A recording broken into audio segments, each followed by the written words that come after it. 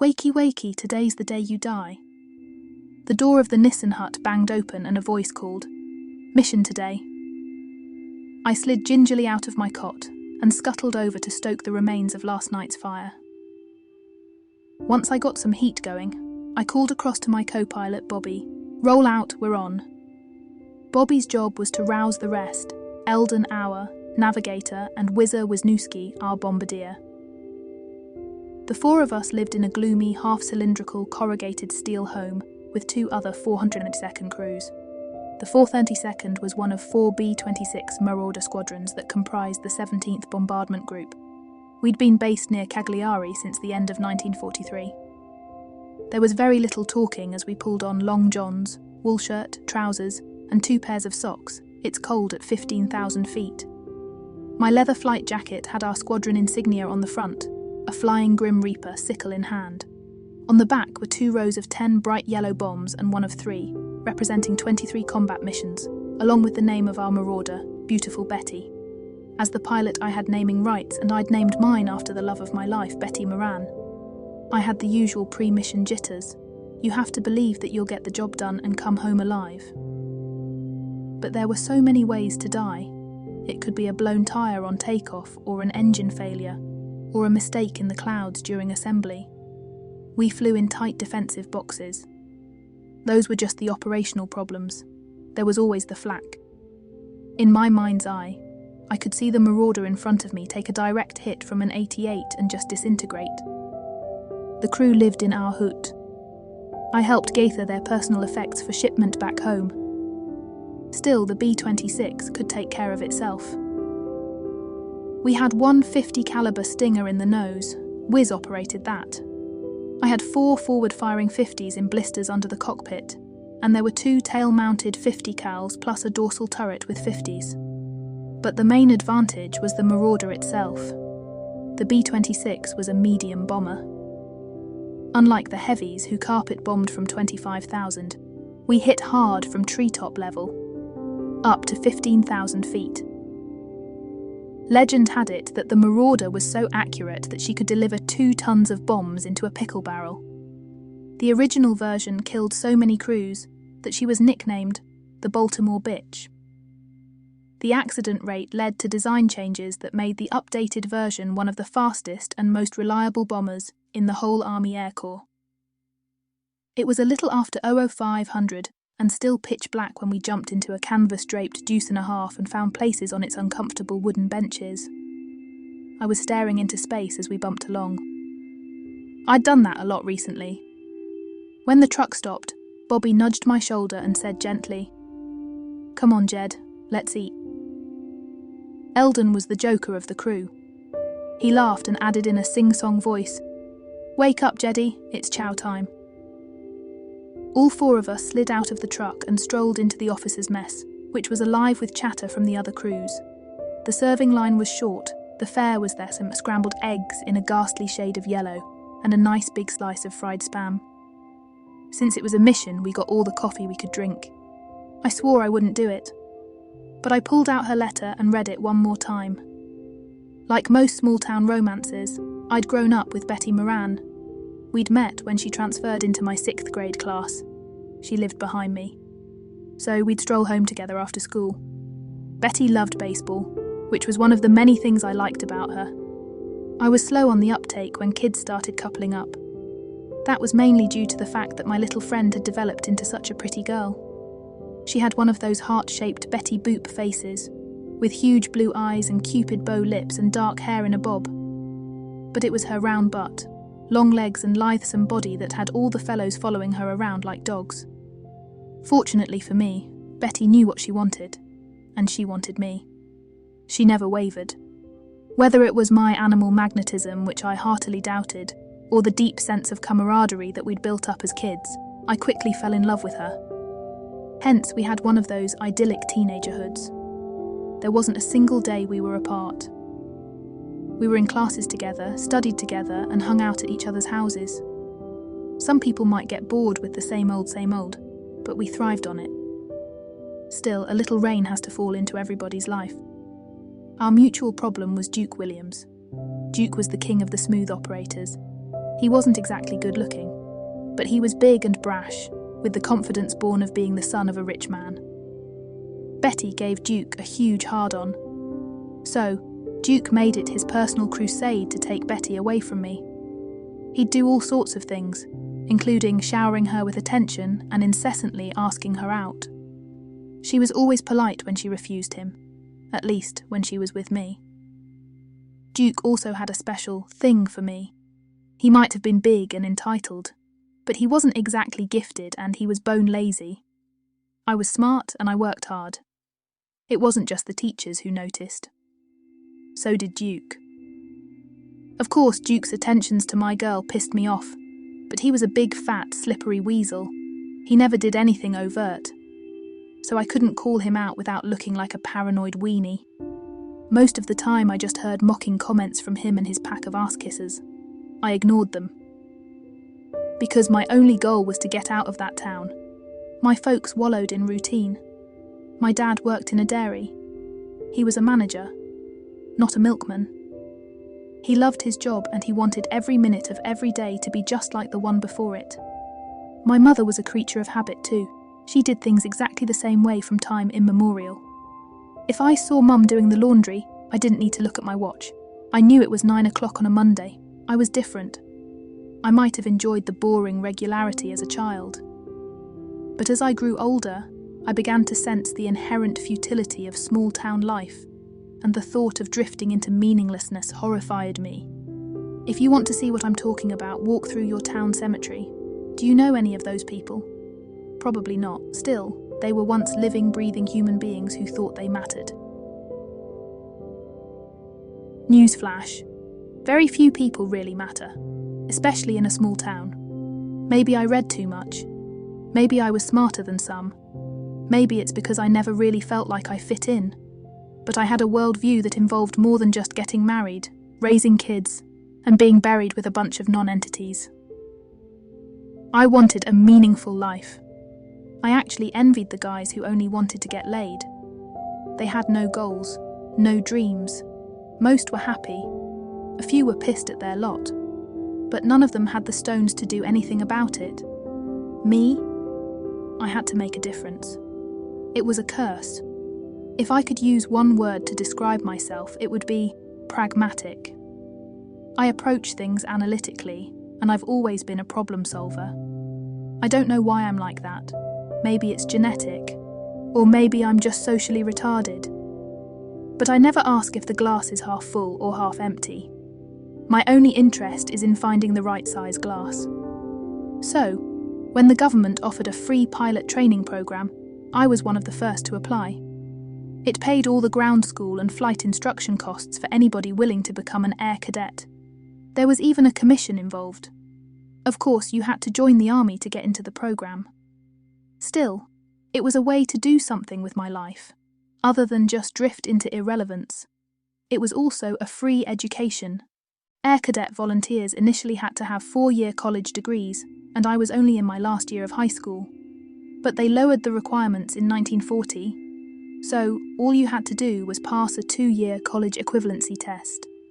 I took the exam and passed with flying colours. I felt pretty good about myself and my future. I knew that I would end up going to war if the US got into the scrap over in Europe. But no 18-year-old has an idea of what war's really like. It just seemed like a glorious and exciting adventure. Plus, I figured that we'd all get swept up in the draft anyhow.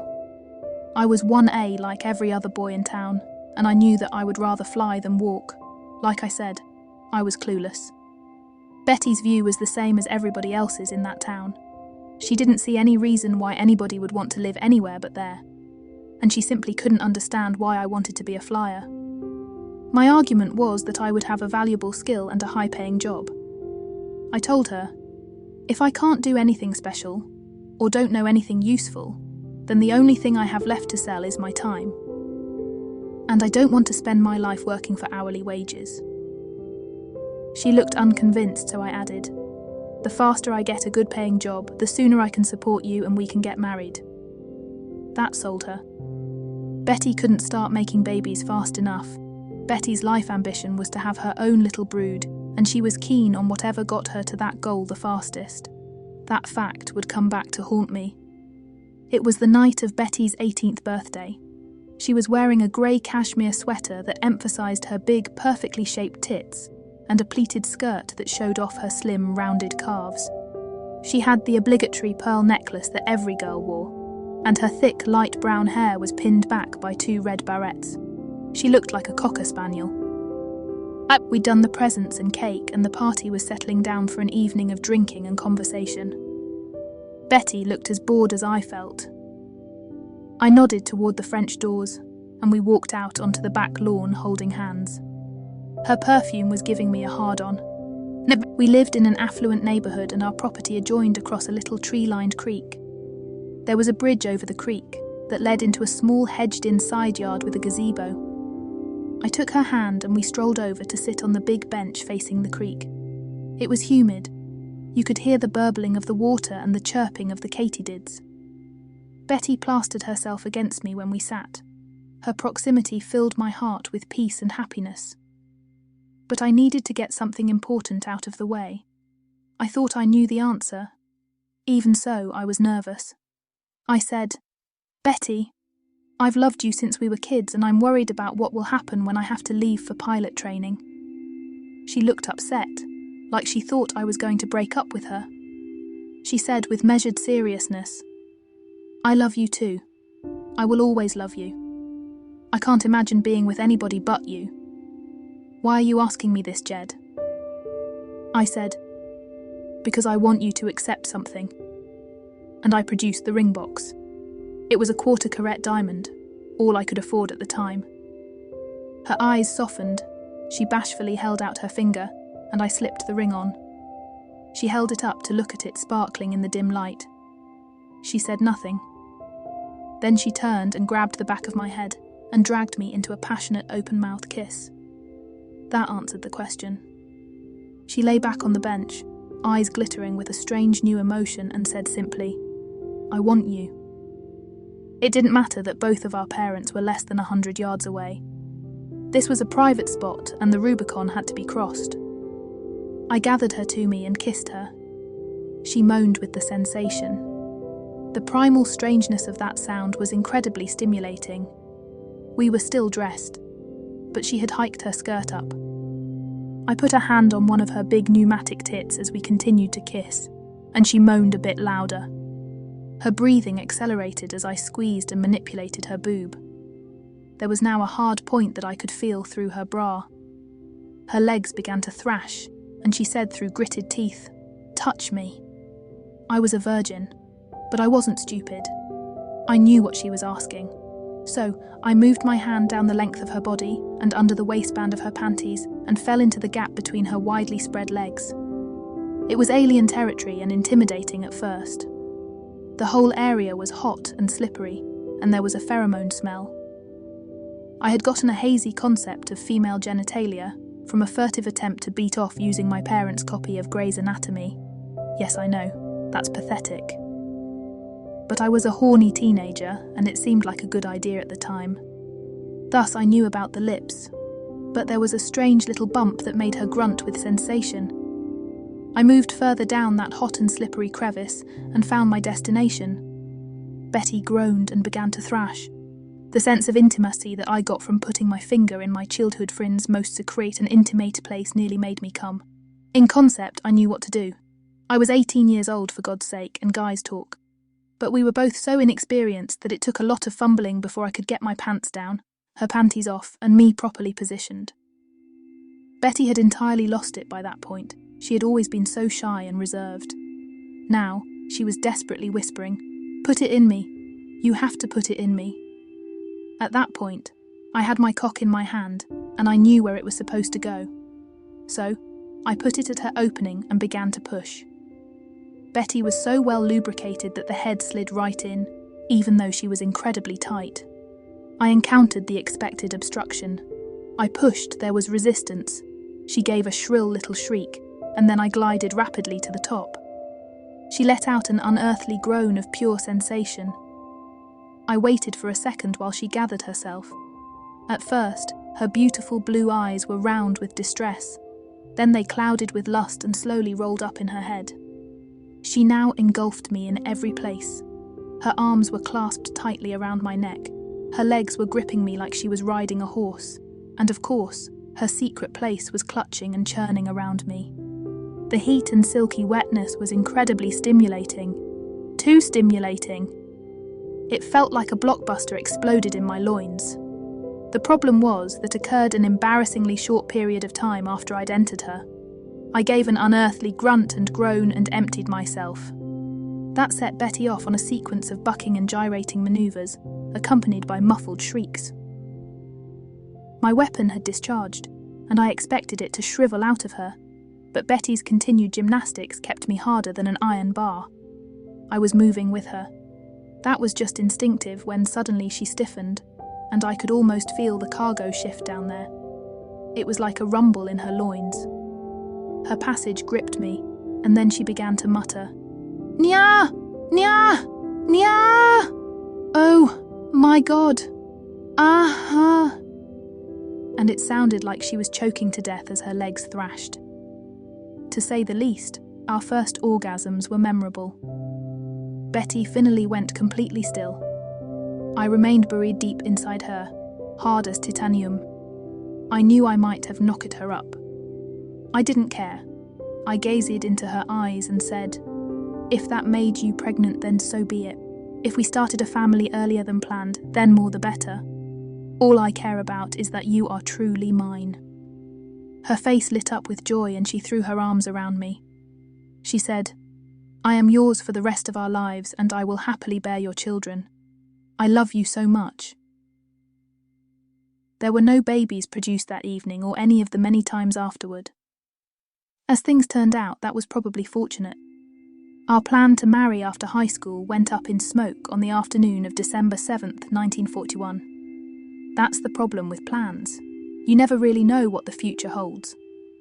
I remember I was sitting with my dad, listening to the Washington Redskins play the Philadelphia Eagles on our big Zenith radio. The announcer broke in to announce that the Japs had bombed our fleet at Pearl Harbor, and the next day we were at war. They needed pilots right away. I was 18 and I'd already signed the contract. So I got a letter telling me to report for induction. My folks drove me over to Milwaukee where I would board a train with a bunch of other scared kids. We didn't know where we were going. The ride to the induction center was in complete silence. I just stared out the window. It was beginning to sink in that my old life was over, and whatever came next terrified me. I had the bitter thought, so much for me being the bold adventurer. But unfortunately, change is inevitable, and success rests on how well you deal with what comes next. Betty wouldn't stop crying. She kissed me and told me she loved me. She said she would wait for me forever. Of course, that's been the story since we lived in caves. The army knew that its recruits were entering a brave new world and they had a plan. It wasn't exactly kidnapping, but it was pretty close. An NCO herded all of us draftees to the front of a train car. The ensuing day-and-a-half ride down to Fort Jackson was one I'll never forget.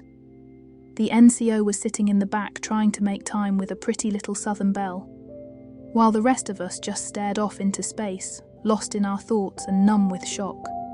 I was utterly alone. The car was dark, I couldn't sleep. The only sound I heard, besides the clickety-clacking of the train, was the woman moaning from the back of the car. I was by myself for the first time in my life and all I could feel was panic. All of my pretensions about making a difference were buried under the simple reality of separation. I'd thought it would be easier. Our arrival for recruit training, they didn't call it basic training back then, was anything but enjoyable. South Carolina in the month of June sucks. Whether it was the rain, the heat, or the bugs, Fort Jackson had it all. We were herded into a line in the stinking South Carolina humidity. Every passing soldier encouraged us with, "You'll be sorry." They gave us numbers, not names. Then our heads were shaved. We were stripped of our civilian clothing and personal belongings. We stood in a naked line while we were issued new shirts and pants and socks and underwear. We were charged $25 for the Army's largesse, $4 more than they paid us that first month. If I thought I was scared before, I hadn't met the guys in the round hats. Their job was to shape us into real soldiers. Sergeant Hunt was terrifying. He was tall and easily 70 pounds heavier than I was. I just stared at him with dread creeping up my spine. He must have noticed me staring, because he strolled over, situated himself roughly 2 inches from my face and shouted, spit flying, "What's the matter with you, boy? Do you have homosexual tendencies?" "Strange question," I said. "No." "Big mistake," he yelled even louder. "That's no, sir." I shouted back, "No, sir." I was getting the hang of things. He said, "Then why were you gawking at me instead of standing eyes front?" I shouted, "I'm sorry." My little voice kicked me in the arse, and I added, "Sir." Hunt got a sadistic look and said, "Well then, let me jog your memory. Drop and give me 30. That was my introduction to army life. You grow as a person by overcoming challenges. Most people face the usual things like school, jobs, even getting married. But the people who grow the most learn how to survive the impossible tasks, the things that you thought you could never do. Those are what make a man. The first 6 weeks in the army did that for me. Finding out I could handle all the stuff that the army threw my way gave me confidence. It taught me how to take control of my life. And in that respect, I went from crying in my bunk in the first couple of nights to a man who believed that he could accomplish anything no matter what the odds. There were 2 parts to recruit training, basic and then advanced. We took the Army General Classification test about halfway through the process. It was supposed to help you decide what to specialise in. Most of the recruits were draftees, so they specialised in marching and being shot at. But I was already contracted for flight school. So, after the recruit segment, I was moved to the 63rd Army Air Force's Contract Pilot School in Douglas, Georgia. This was the stage where the Army decided whether I would be a navigator, bombardier, or pilot. The first part was academic. 30 of us lived in a big barracks while we learned the mechanics and physics of flight. You became an aviation cadet when you passed that phase. I studied hard and came out top of the class, so they made me a pilot. Then, for the next 10 months, you learned all the things you needed to know to become an Army Air Corps flyer. I started out in a Stearman cadet, which was a simple, sturdy aircraft. You had to solo in order to not wash out. That was a stressful time. I remember, we had one guy who was very religious. He used to lie in his cot saying prayers. One night somebody asked him if he'd just soloed. Without even looking up, he said, "You bet your ass I did," and continued with his prayers. After graduation, we were assigned to either fighters or bombers. Of course, we all wanted to fly fighters, but the strategic bombing campaign had just kicked off over Germany, and they needed a lot of new bomber pilots. If I'd thought about that for a minute, I would have figured out why. But I was still dewy-eyed innocent back then. I was smart and I paid attention to detail, so I was toward the top of the class in every phase. Thus, I was commissioned a second lieutenant in May 1943 and designated to learn the ins and outs of the new B-26B Marauder. We got 3 months of stateside training in those aircraft before we were certified for combat duty. I was assigned to the 17th Bomb Group. They flew B-26 out of Decima Manu Air Base, just outside the city of Cagliari, on the island of Sardinia. I was dropped off there as a replacement pilot by the Liberty ship John Banvard in November of '43. The last day of that trip was my first introduction to the war. The Banvard was passing south of the island of Sant'Antioco when a flight of 3 Ju-88s showed up. Italy had already surrendered. But the Krauts were alive and well, and conducting the war out of airbases in central Italy. We had a 3-inch gun forward and a 4-inch gun aft, along with 10 20mm anti-aircraft guns. So, we could defend ourselves. But those black shark-like Nazi aircraft skimming overhead were still a fearsome sight. The guns made a lot of racket. The Ju-88s took a couple of desultory bombing passes and departed. There were some big booms and a few nearby geysers of water, nothing else. I gave the Germans failing grades for accuracy, but it looked like they were just going through the motions. That was my first insight into war. I had imagined a daring and implacable enemy who would do whatever was necessary to kill me, whereas most of the other side was just like I was. They were kids doing their duty and trying to avoid getting killed in the meantime. Sure, there were Hun fanatics who would have defied the odds to hit something, but close enough was good enough for sane people. The Marauder was a relatively compact plane, and at just 58 feet it was laid out a little different than the nearly 80-foot heavies. The most important difference was in the cockpit. There was a small passage in the instrument panel to my right. It was where Whizzer squeezed through into the bombardier's position in the plexiglass nose.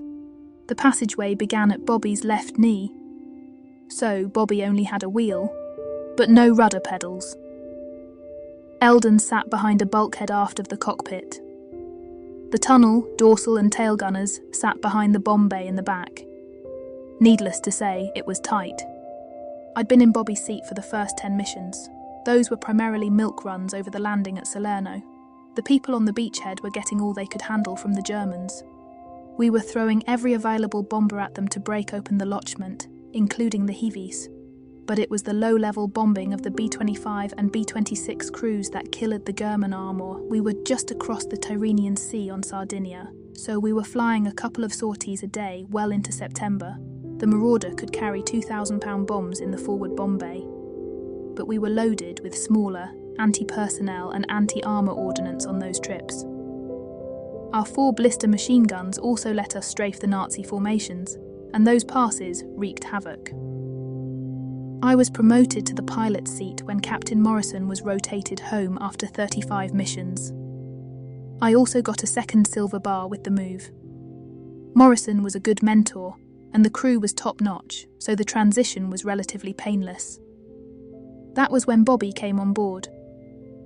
He was a year younger, 21 to my 22. His family was Italian, and his Bronx accent was so thick you could spread it on a bagel.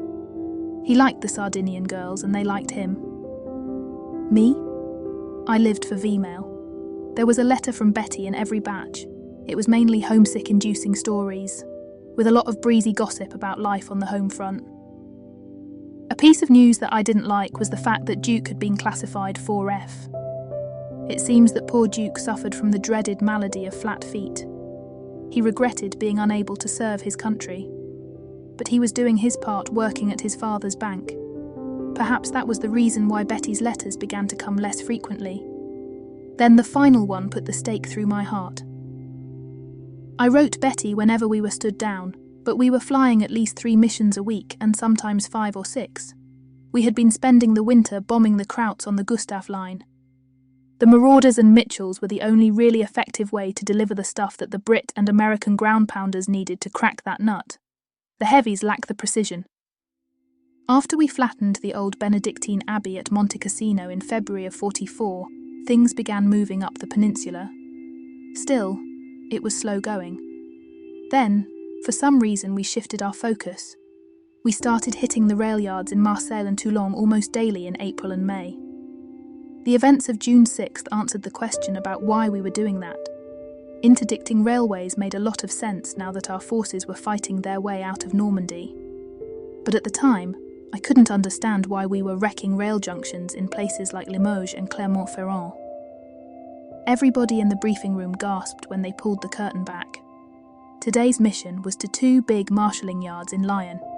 We got the job instead of the heavies because the rail yards were right in the middle of the town. It was at the absolute limit of the Marauders' range, and it was obvious from the recon photos that the place was heavily defended. Concrete flak towers were everywhere. We knew that a few of us wouldn't be coming back. Dawn was breaking. It looked like it was going to be a clear and sunny day, but the Brits' Pathfinder Mosquito over the target reported that it was cloudy. So we lounged in the sun next to the plane until almost mid-afternoon. It was an interesting dichotomy, the serenity of the farmers working their fields on the other side of the security fence, juxtaposed against us and our waiting instruments of war. I thought they might scrub the mission, since it had gotten late. We'd been sitting next to the plane for several hours when the Follow Me Jeep exited the control tower area, and we knew it was finally on. We scrambled back into our positions, closed the hatches, and the ground crew started walking the big 4-bladed propellers around to prime the engine. The Kaufman charges fired, and beautiful Betty's 2 Pratt & Whitney R2800s roared into life. At that point, taking off was like commuting to work. I was just a 22-year-old kid, but those skills had been drilled into me by endless repetitions, so it was second nature. We took off at 20-second intervals and formed up at 10,000 feet in a box composed of 2 echelons, 3 planes each. We were flying almost wingtip to wingtip, and that took concentration. The Mediterranean was bright blue and calm. The French coast east of Marseille was picturesque. This was the legendary Riviera, where all the beautiful people sunned themselves a few years earlier. They would have a hard time doing that now with the barbed wire on those beaches. The mighty 8th had done a good job of pulling Luftwaffe fighter command's fangs, so we didn't see any 190s or 109s during the 3-hour trip over. The sun was setting as we passed the IP and began to track in on the bomb run to the Lyon rail yards. We bombed on the lead plane in the high echelon. The bombardier on that plane was the one with the Norden bomb sight. We were the lead in the low echelon. The rest of our echelon bombed on us. That made us the front plane in the second wave of the box, which put us smack dab in the middle of the aiming point for the flak gunners below. The flak was so thick you could walk on it. The relentless explosions and buffeting kept me busy just keeping the plane level and on course. We were the last box to bomb. So the Heinies were really getting the range as we came over the release point. And Whizzer had just called bombs away when there was a huge concussion. It temporarily stunned and deafened me, and shook our plane like a terrier with a rat. It must have been just below and behind the starboard engine, because we immediately lost power and began to trail smoke. The B-26 was the fastest bomber in the US inventory because it had exceptionally high wing loading. In layman's terms, that means that without the necessary speed, it had the aerodynamic properties of an anvil. So when we lost the number 2 engine, we winged over and went into a steep dive. The speed of the dive helped me get the plane right side up. We were temporarily in level flight, but Betty was crabbing at perhaps 150 miles an hour as the one engine drove us almost sideways. I'd lowered the flaps to expand the wing surface, but it was obvious that we weren't going to stay in the air much longer. Billy Sparks, our tail gunner, was screaming into the intercom, "They're all dead back here." I told him to bail out. His position had its own hinged canopy. Then I turned to Bobby. He was missing a good bit of his head. That must have been where all the blood on the windscreen came from. Whizzer was making panicked noises down by his feet, struggling to get out of the bombardier's tunnel. I yelled to Eldon to get Bobby out of the way. He stepped through the navigator's bulkhead, took one look at the grisly corpse and threw up behind my seat. After Eldon stopped heaving, he dragged Bobby's body out of his seat. That seemed like an eternity while I was fighting to keep us in the air. Once Bobby was out of the way, Whizzer rocketed past us like he was shot out of a cannon. Without uttering a word, Whizzer grabbed his chute and bolted into the blackness.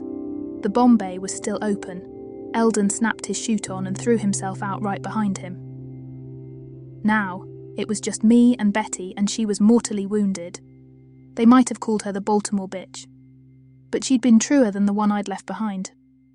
I thanked her for her faithful service, unbelted, grabbed my own AN-65-3 and snapped it on.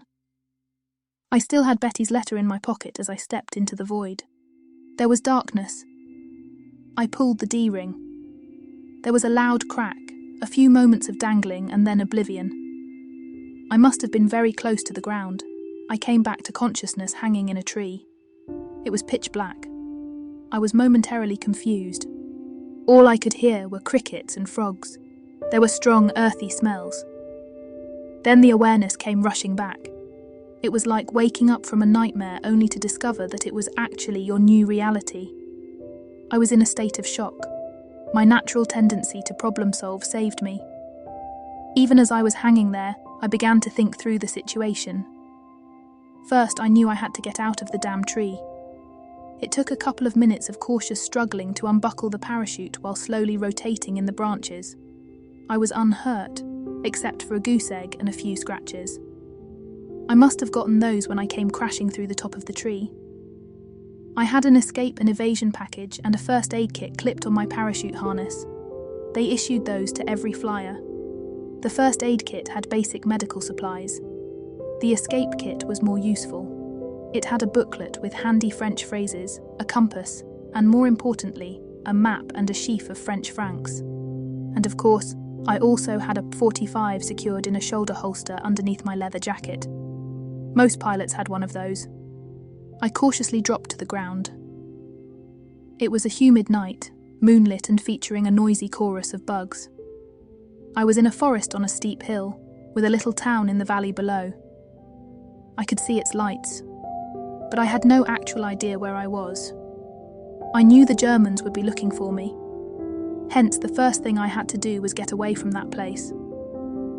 I had been distracted keeping us in the air, so I wasn't surprised that the terrain was mountainous. We'd been on a southeasterly course and the Alps were in that direction. At nearly 300 miles an hour, we might have ventured into Switzerland. If not, I was in Vichy, France. If got caught, it would either be internment or a trip to a stalag. I didn't fancy either option. So I had to be careful about who I approached. We were instructed to make our way to Spain if we were shot down. Spain was neutral even though Franco, Mussolini and Hitler were all pals. We could get home via Gibraltar if we made it. I would have to travel clear across southern France to get to Spain. But I had a map and compass. I struggled down the mountain moving toward the town.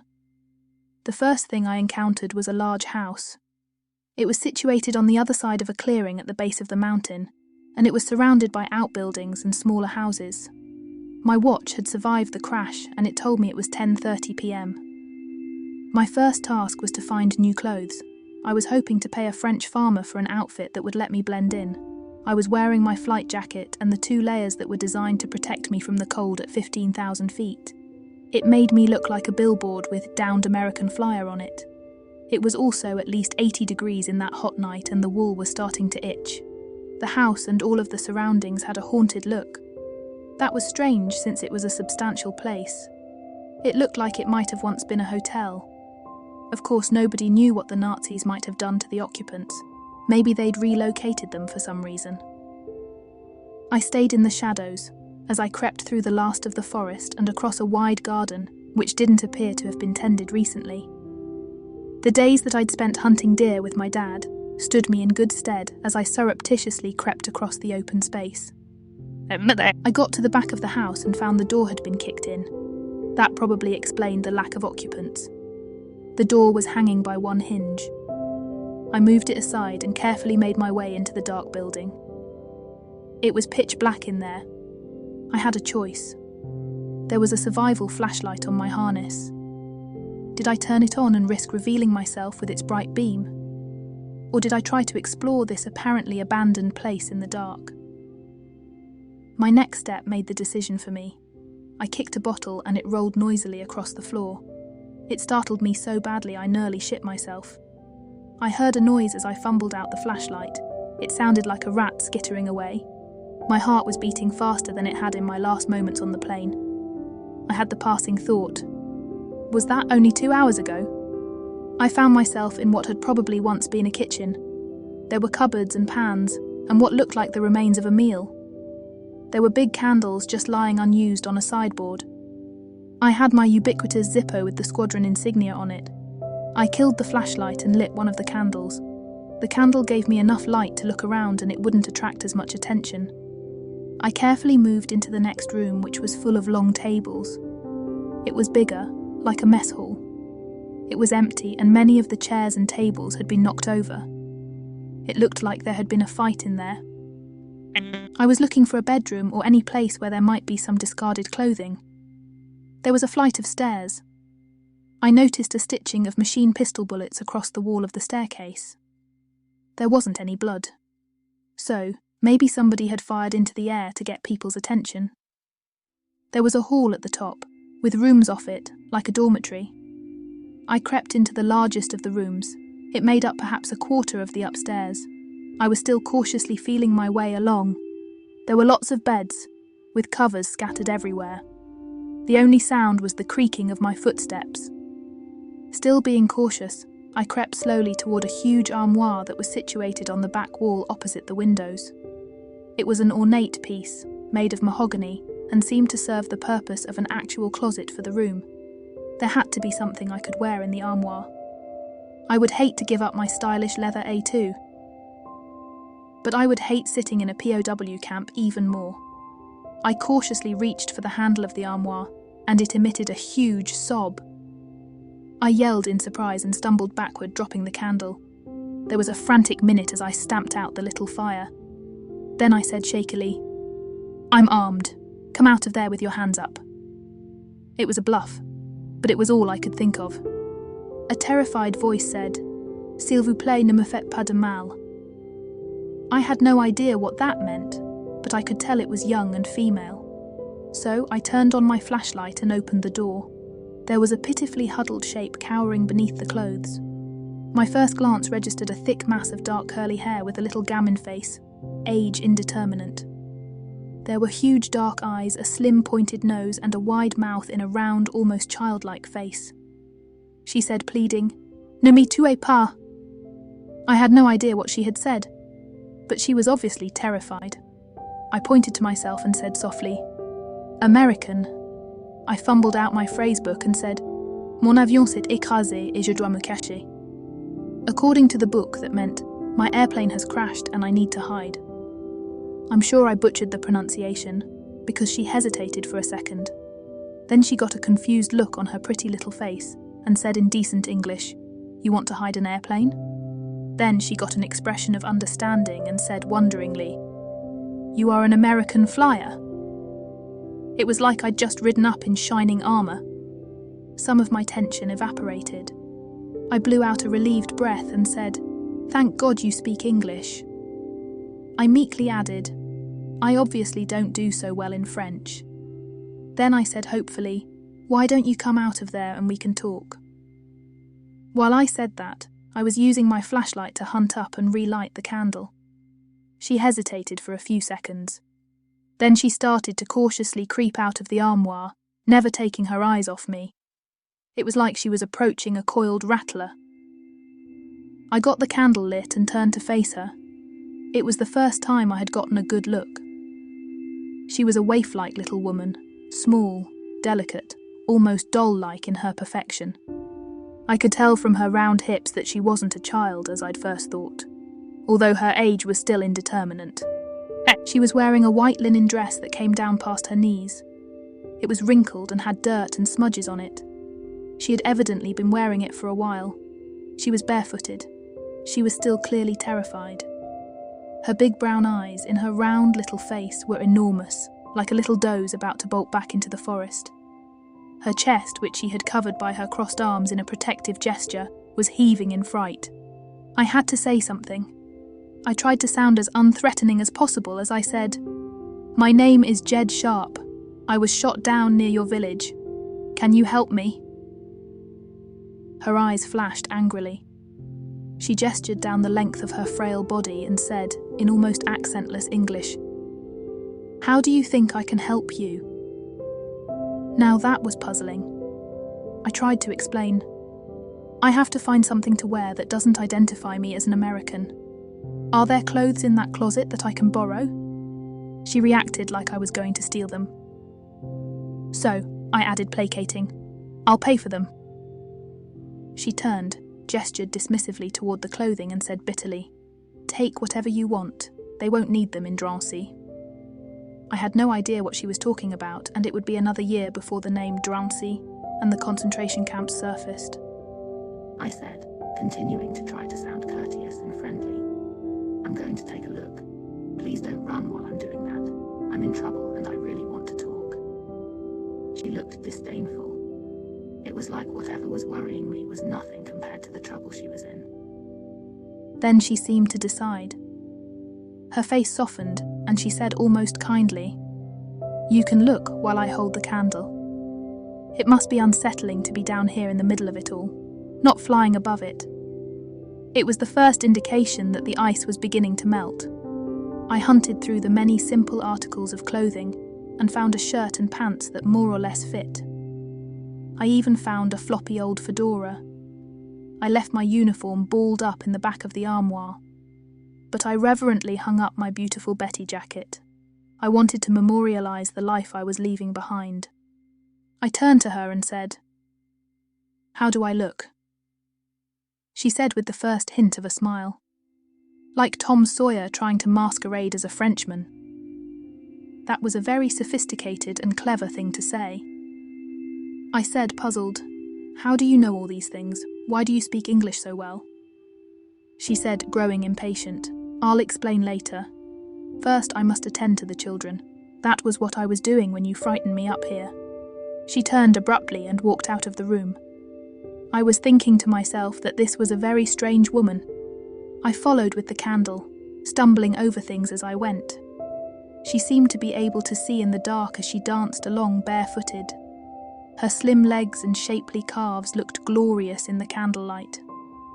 She went back to the kitchen and opened a door to what was obviously a pantry. I came up behind her. She gently took the candle from me and began loading me down with canned goods, jars, and bottles. Then she stuck a couple of baguettes under each of my arms. She took an armload herself and said, "Come." I followed meekly, like the beast of burden that she thought I was. We walked across what appeared to be a cobblestone farmyard and down to the second largest building on the property, which was a stone house. It was blacked out too. My mystery girl slowly opened the creaking door, marched inside and down a flight of stairs to a small cellar. I followed. It had been hot outside, but it was cool and earthy down there. The cellar was lit by the same kind of candles I'd seen in the kitchen, and there were 5 children gathered around a little table. They took one look at me, shrieked, and fled into the darkest reaches of the place. My new friend said in a teacher's voice, "Silence, cet homme ne vous fera pas de mal. Il est chassé aussi." The children stopped screaming and reappeared one by one, staring shyly at me.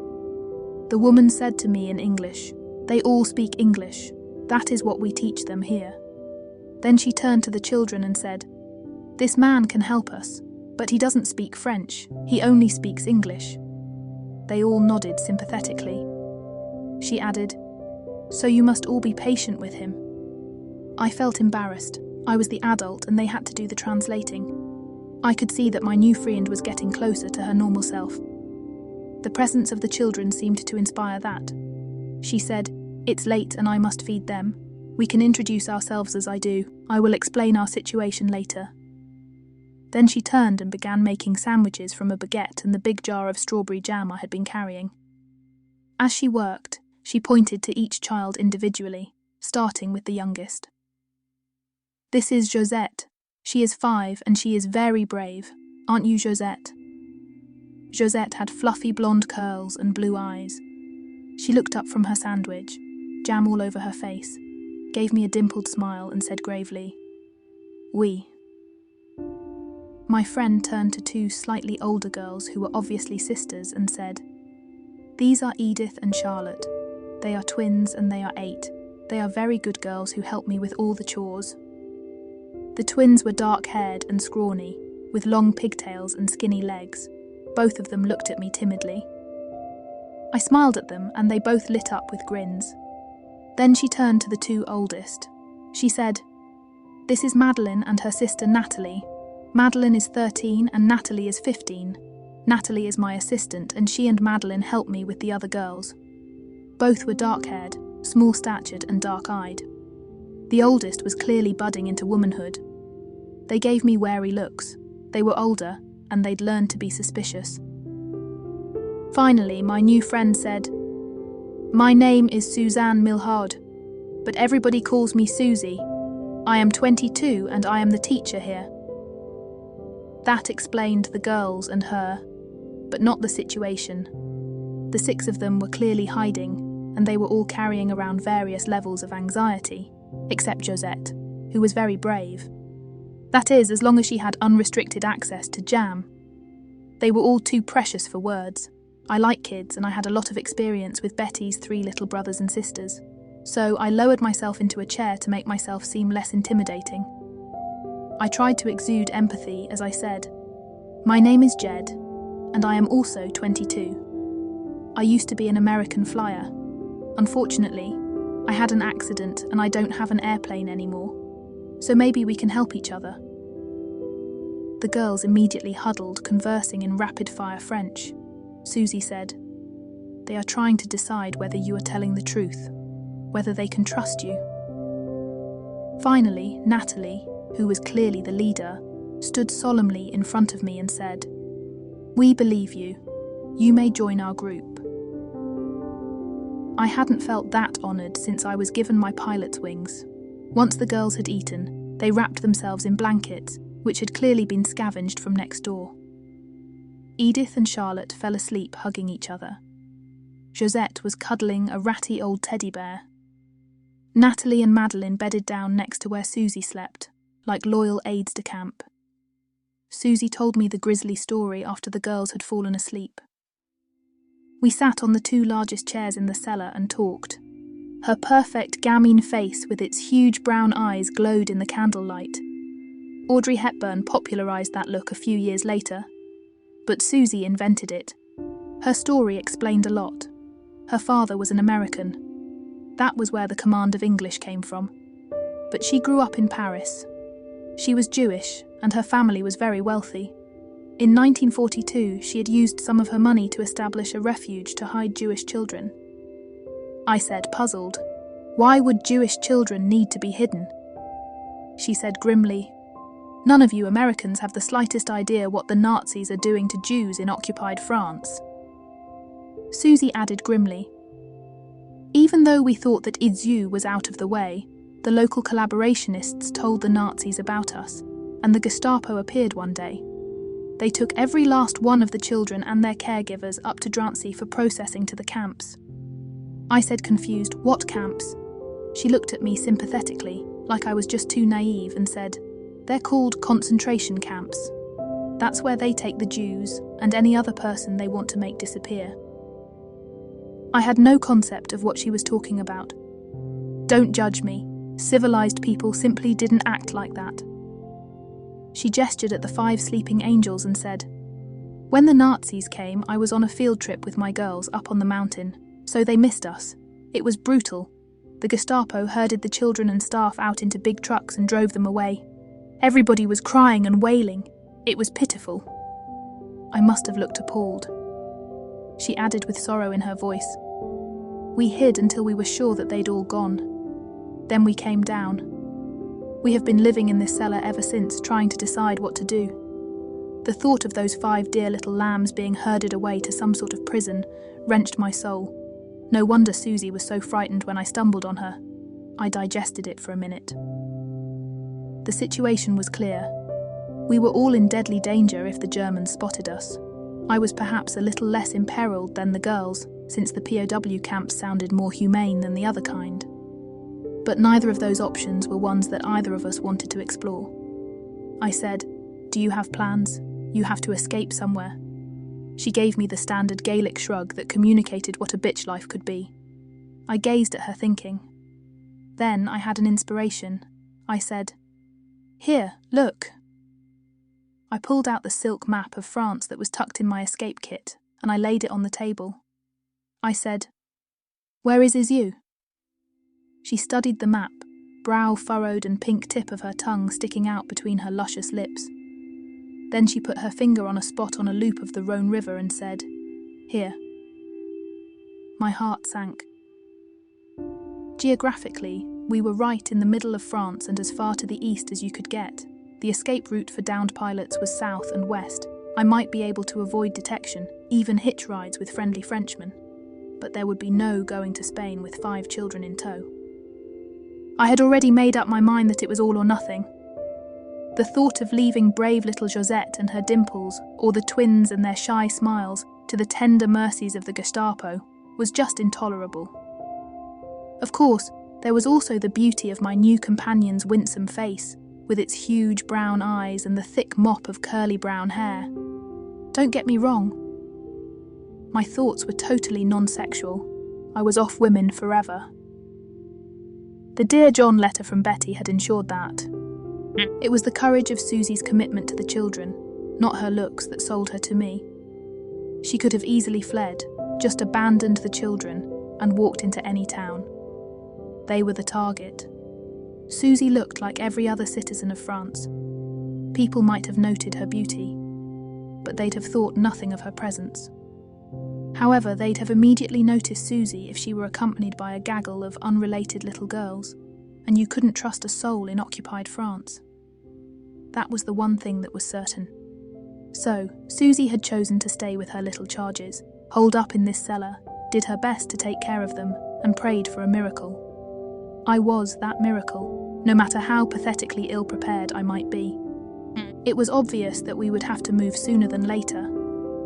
We were running out of supplies, and the Germans were bound to eventually revisit the scene of their crime, just to make sure they hadn't missed anybody. The fact that almost 3 weeks had passed since the initial event made the need to move seem even more imperative. They'd be coming. I'm not Sir Galahad or any other kind of rescuer of damsels in distress, but unlike Susie, I had a map, a compass, and a sheaf of French francs.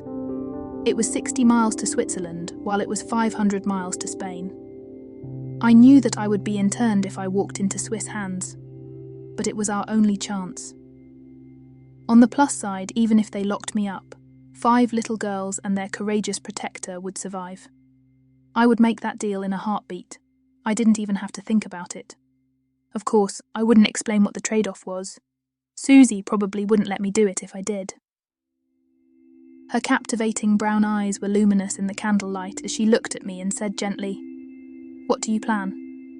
I just pointed to the map and said, "We are walking to Geneva, and we are leaving bright and early tomorrow." I went over to the hotel and rounded up some blankets and a pillow, brought them back and spread them on the floor. I chose a spot at the bottom of the stairs in case we got visitors. Susie and the girls were asleep on the other side of the cellar. I drifted off almost immediately. I had been awake since 4:30 a.m. My last thoughts were, was I in an entirely different universe just this morning? I had wondered why the girls all wore grubby dresses when the hotel was full of nice things left behind by the people kidnapped by the Gestapo.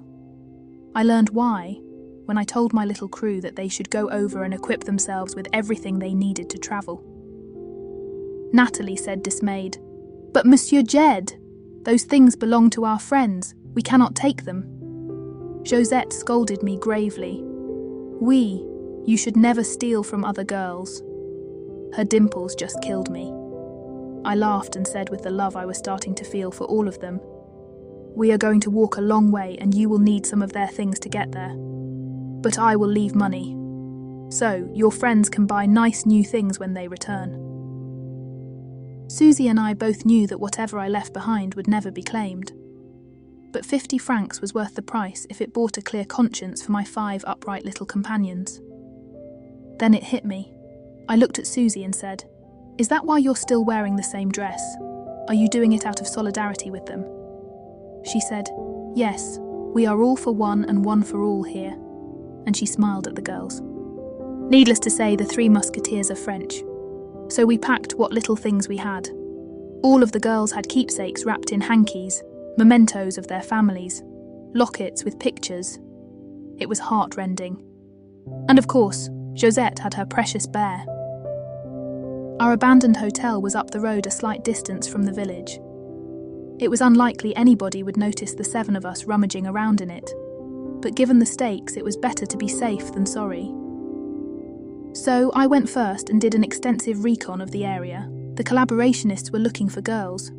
An itinerant Frenchman poking around the place wouldn't attract any attention. I saw nothing but bees and butterflies stirring in the hot Auvergne morning. I gave the signal, and Susie and the girls hustled across. They scattered when we got inside the hotel. Susie took the twins and Josette to their dormitory room to gather their things. Madeleine and Natalie went to the older girls' section to outfit each other. I went back to the armoire and got out my jacket. I wrapped the jacket around the holstered 1911 Colt 45 automatic and extra clip that pilots carry, and stuffed it along with my uniform pants and shirt in a handy pillowcase. I found a stout wooden curtain rod, tied the pillowcase to it, and set off back downstairs to meet the members of our expedition. I looked like a proper hobo, with my tatty French clothing on my back and all my worldly possessions on my shoulder. They were assembled in the dining room. Susie had undergone a stunning change. Now she was wearing a tailored pair of chinos and a jaunty neck scarf. It was something that only French women can pull off with elan.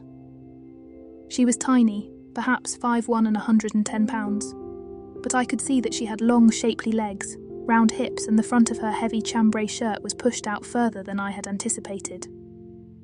All in all, she was an exquisite china doll. We weren't quite in the Alps, but the girls were dressed in alpine hiking clothes, sturdy shoes, shorts, and thick knee socks and long-sleeved shirts. Even more astonishing, they all had little backpacks.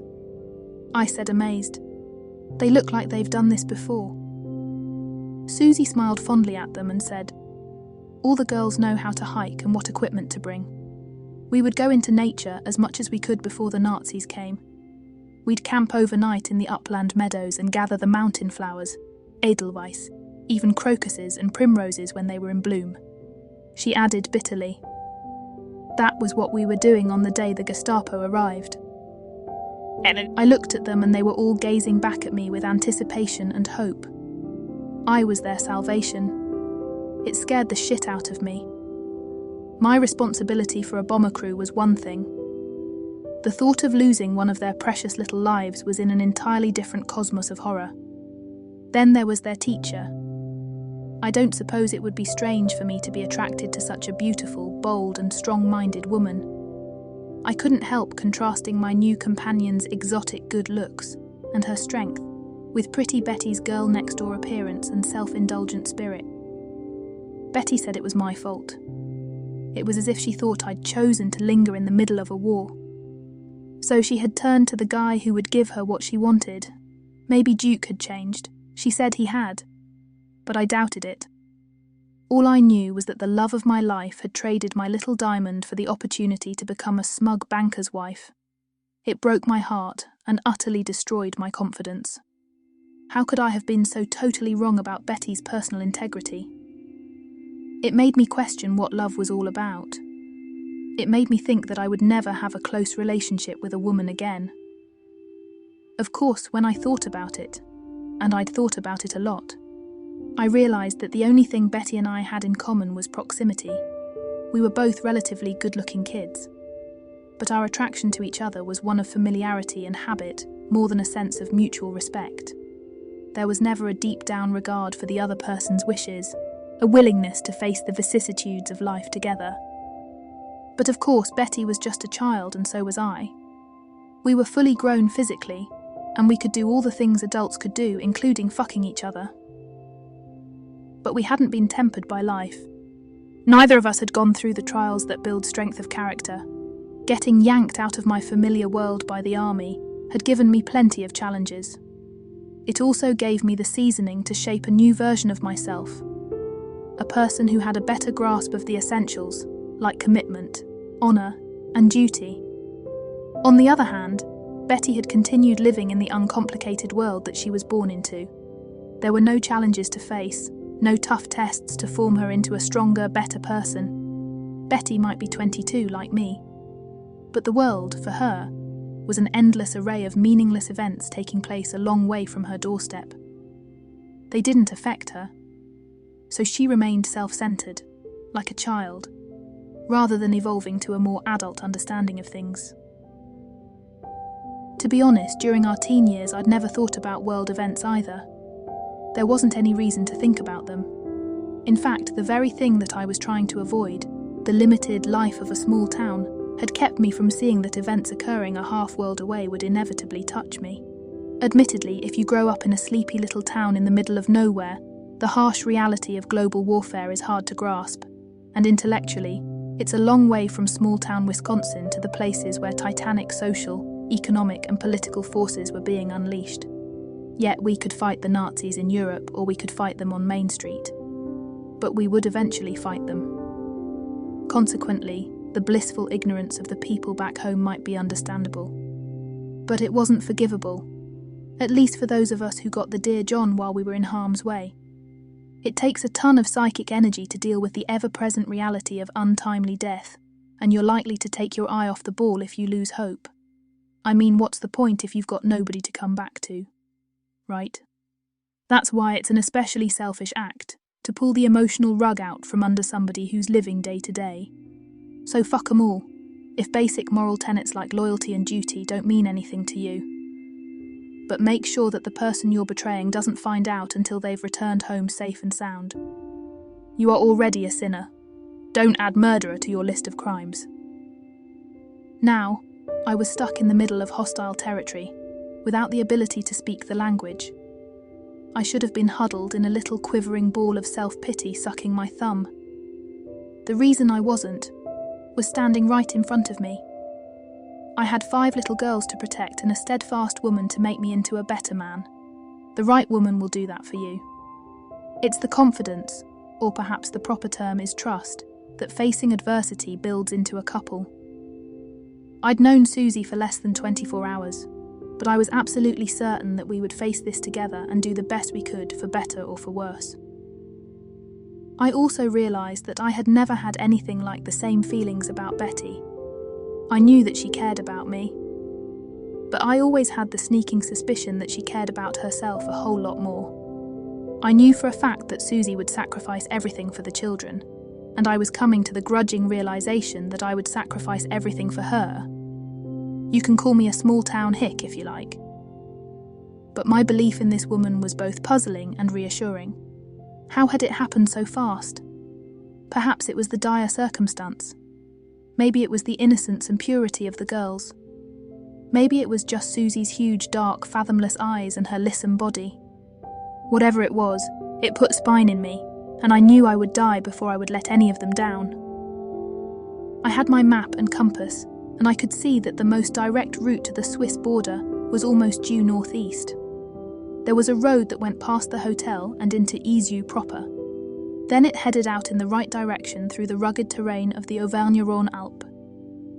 Using the road, though, was clearly out of the question, because we would have to parade through town with our little gaggle, and somebody in that town had turned the others in. But there was a decent footpath that led around the mountain the other way. The footpath began in the same back garden that I had crept through the night before. It wound almost due west, past the mountain that I'd landed on. Then it turned to the north and finally northeast. We set out from our place of refuge in a glorious summer day in Alpine France. Susie and Natalie were leading with Madeline following with the twins, and I was keeping up the rear. We were more or less in a single file, except the twins who were walking together holding hands. The girls were all singing a sweet French song. It was shaping up to be a hot day in the valley of the Rhône. We were on an upward grade. The girls handled it better than I did. That was because I had a passenger. She was sitting on my shoulders, clinging happily to my forehead, neck, and occasionally my ears. Little Josette might be very brave, but her tiny legs would slow us down, and her happy laughter and the occasional kiss that she planted on the back of my head was well worth the extra £35. The path ended in a mountain pasture. Susie had been up there before, and she guided us through a tree-filled area next to a cliff, where we quickly found another path that took us to an actual road. We had been walking for perhaps 3 hours and the girls were getting tired, so we stopped in the forest next to the path to rest and eat. We had only brought supplies for a day. Our aim was to get far enough along the way that a man and a woman and 5 girls would not be as likely to remind the locals that the Gestapo had raided a Jewish orphanage. Tonight's goal was Belly. That was the first large city in the direction we were walking, perhaps another 3 miles from where we had stopped. I had plenty of genuine French francs courtesy of Uncle Sam. And we intended to pass ourselves off as a family. Susie and I didn't look old enough to have girls as mature as Natalie or Madeline, so the story would be that they were her older sister's children. Neither Susie nor I wanted to push the girls further than 10 miles a day. They had been real troopers, walking up rough mountain trails and through trackless forests without complaint. Part of the reason they were so courageous was their absolute devotion to Susie, whose spirit seemed to fill all of them with resolve. The other part was probably the sense that they were moving towards safety. They all had to be frightened. They were children, separated from their parents for reasons they didn't understand. Then, forced to witness the horror of their friends being loaded into trucks by Nazi goons. Yet, They had forged ahead bravely because they believed in Susie, and now they believed in me. It was getting hot as the sun rose into early afternoon. We were making good time. If we got to Belly, we would have covered 15 of the 86 kilometres to our destination. At that rate, it would take about 5 more days to reach safety. It was easy enough to stay out of sight since there were footpaths all over the area. It was remote mountain meadow terrain, heavily forested. Still, people had been living there for over 3,000 years. There was some traffic on the actual road to our north, but it was local, nothing military. Walking through sunny meadows full of buzzing insects, a person would never guess that the Third Reich even existed. That is, unless you noticed the 100-plane bomber stream that was passing in the distance to our west. They were twin-engine, either Mitchells or Marauders. I felt a pang. I remembered what had happened to Bobby. I wondered how Wiz, Eldon and Billy were doing.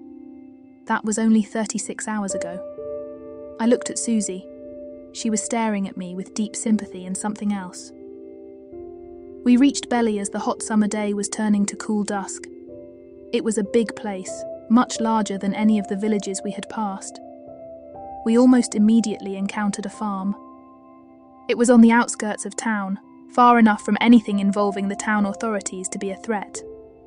There were several outbuildings and a big barn. Susie took a wad of my francs to negotiate with the farmer's wife. You could hear the two women haggling in rapid-fire French.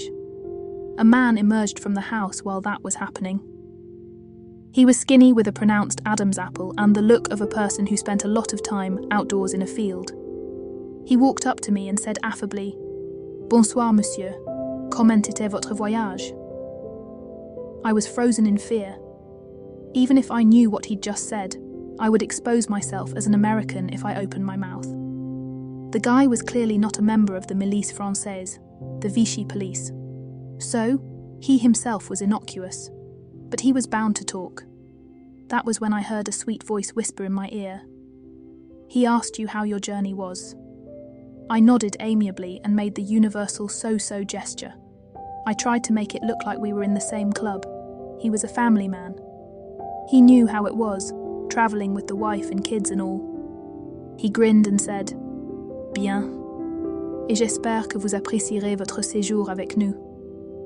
The little voice whispered, "Just say, oui, merci."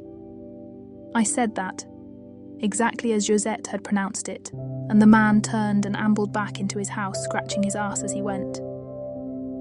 Josette had just saved everybody's bacon by her quick wits. She was indeed very brave. I swung her down from my shoulders and said, "I love you, my sweet little girl." She dimpled prettily and said, like she was making an announcement, "I love you too. You are my new papa." Then she threw her little arms around me, hugged me, and scampered off to join the other girls. I was thoroughly smitten. She was wrong in one respect, though. Josette was more precious to me than any daughter could possibly be. Susie had done very well. Of course, my 25 francs might have had something to do with it. We had a cosy barn full of hay to bed down in and all the bread, milk and cheese you could possibly want. The farm family left us alone because Susie had told them that Madeleine had the measles. Madeleine was a convincing sufferer. It would be Natalie's turn tomorrow. I was watching Susie. Her charges were sitting in a circle around her while she enthusiastically told them a bedtime story. It was in French, so I had no idea what she was saying, but the girls would squeal and laugh once in a while. Then there were prayers. Each of them looked like a porcelain angel. Finally, they all went to their beds. Edith and Charlotte had carefully laid out the blankets for all of them. The twins were, of course, honoured to do the chores. I went outside to sit on a bench in the cool night and listen to the chirping of the crickets and the croaking of the frogs. Susie sat down next to me and said gently, "You love them as much as I do." I chuckled and said, "How could I not? They insist on tugging on my heartstrings." Susie looked at me solemnly and said, "We're all they have. The Nazis took every one of their parents. They cry about it sometimes, although Josette might not exactly understand what happened." I laughed and said, "She's the cleverest of them all." And I recounted the near miss we had while Susie was negotiating our night's lodgings. I added proudly, "She says I'm her new papa now." Susie seemed to melt, waves of emotion churning behind her eyes. She said simply, "You are. She has nobody, and she is a child. Children need somebody to love." Then she leaned over and gave me a quick, soft kiss on the mouth. It felt like lightning crackled between us. She drew her head back and looked at me wonderingly. She said, agitated, "I have no idea what just happened." I said, "Neither do I." She smiled and said in her self-contained way, "Il est inévitable." I knew that word. It's the same in English.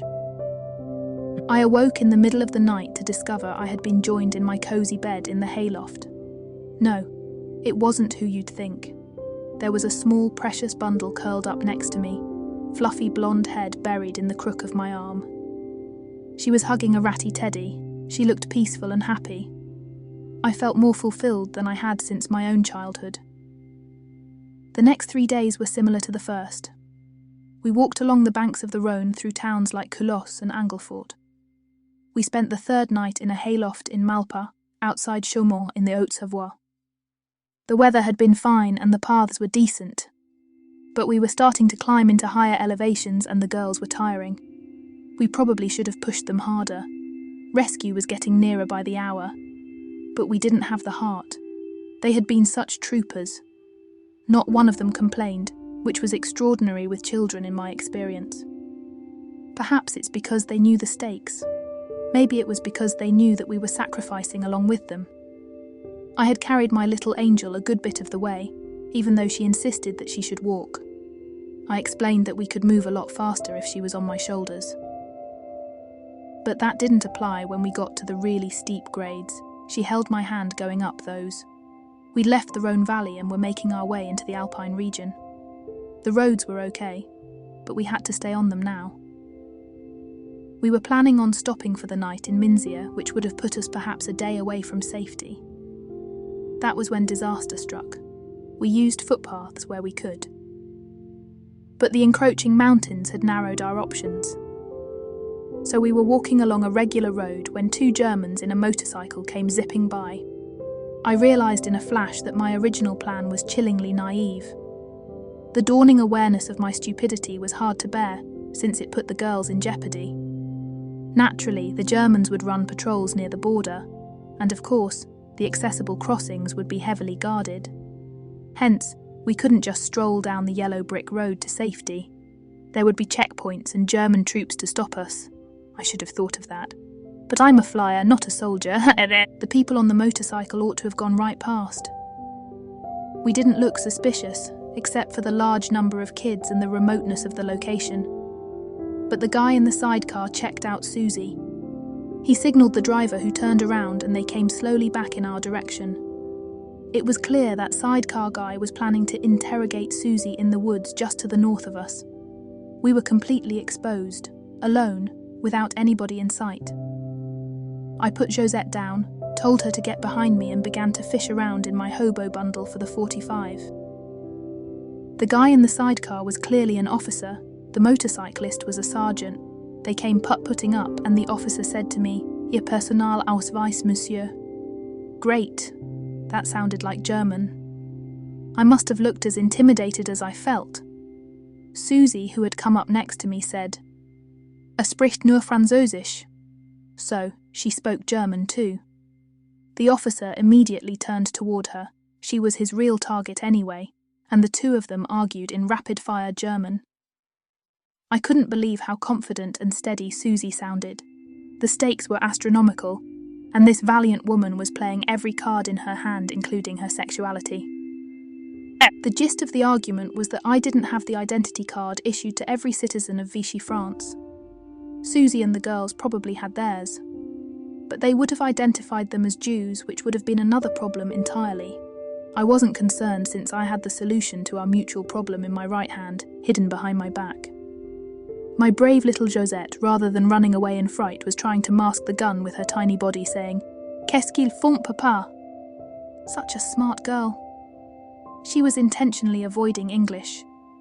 If she had asked, "What's going on, papa?" it would have revealed who I was. The conversation ended with the officer jerking Susie by the arm. He said something in German to the sergeant, which appeared to be an order to keep an eye on us. Then he began walking toward a little grove of trees, perhaps 20 yards off the road. Susie was following behind sheepishly. We could all see the price she was willing to pay. I grew up with guns. Hell, I'm from rural Wisconsin, where babies are given pistols as teething implements, and I'd killed a lot of animals, from varmints to deer. But I had never shot a human. That was about to change. The art of killing with a gun lies in the willingness to do it. A lot of people flinch at the last second and miss, or never pull the trigger because they know they are taking a human life. That wouldn't be a problem for me because I was doing it to protect 5 little girls and this heroic woman. Backshooting is the sign of a coward in the Western movies. Still, like I said, I'm a pragmatist. So, Occam had the right answer. The bang of the 45 evoked screams from the girls. The heavy, slow-moving slug flattened the German like he'd been stepped on by a brontosaurus. Susie, surprised and alarmed, fell over in the opposite direction.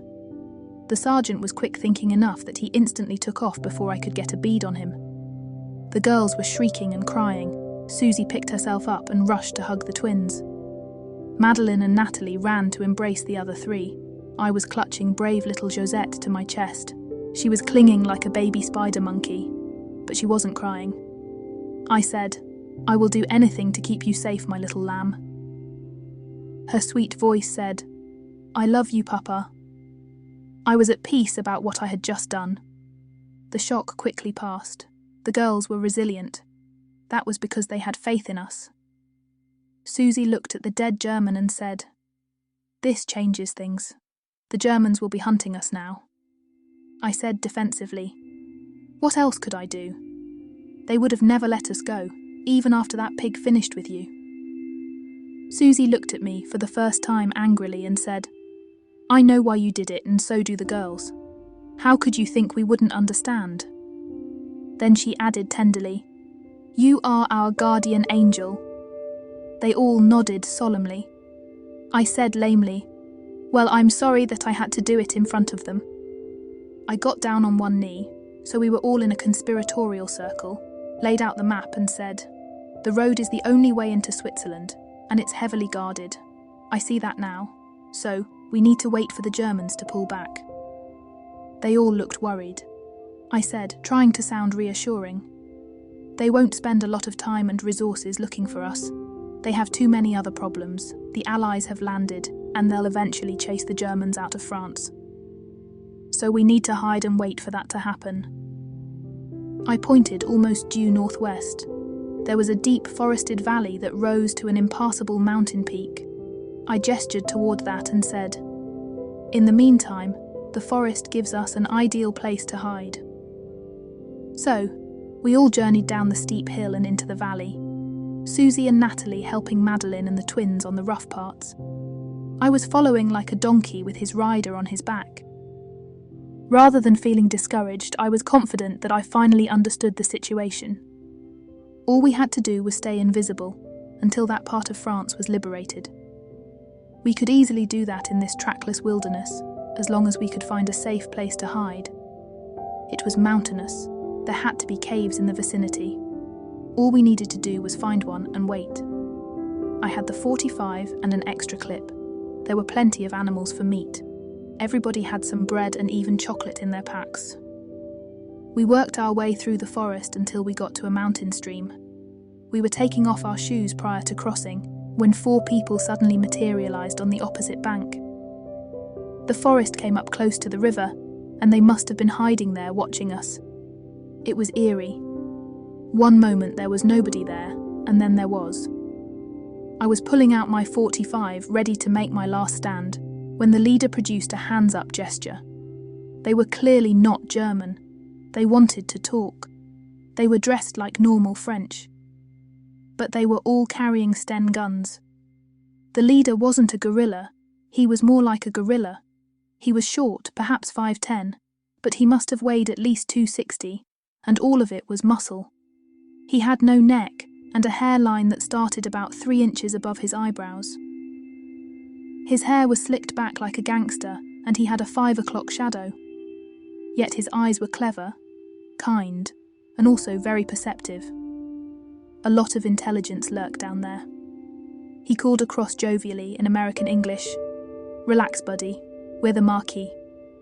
Folks call me King, like the monkey, not the royal." That was a Midwest accent. I just gaped at him. He said by way of explanation, "Came over in 18 with Blackjack Pershing and decided to stay." Then he turned to a gorgeous little French woman who had drifted up beside him and said, "This is my partner, Bernadette de Languedoc. She used to be British Special Operations. We're both with the OSS now, on loan to the Marquis for the duration." That was puzzling since the woman was tiny, like Susie, and she looked like a French aristocrat, not a commando. King said matter of fact, "Bernadette's a marchioness when she's not toting a sten. Her family owns most of the land we're standing on." The woman laughed and said in delightful French-accented English, "Ignore King. He likes to tease me about my station before the war. That's all changed now that the Bosch are here. He is the leader of our little group. I go where he goes." They smiled at each other fondly. They might have looked like Beauty and the Beast, but the two of them were obviously deeply in love. The other two men were local Mackie and clearly a cut beneath King and Bernadette. One looked like the actor Charles Boyer. He was a 30-something Frenchman named Double Meter, handsome and debonair. The other was a big thug named Andre. King said, "We heard a shot and were making our way over to see what it was all about." I said, "My name is Jed. I'm an American. I bailed out of a B-26 a week ago. I ran into Susie and the girls by accident," Susie added by way of further explanation. "The girls and I are Jewish." I said, "We are trying to get these girls into Swiss hands, but we ran into a German patrol. The shot you heard was me resolving a disagreement with one of them. He had some ideas about Susie." King, who I was quickly beginning to like and trust, got a hard look on his face.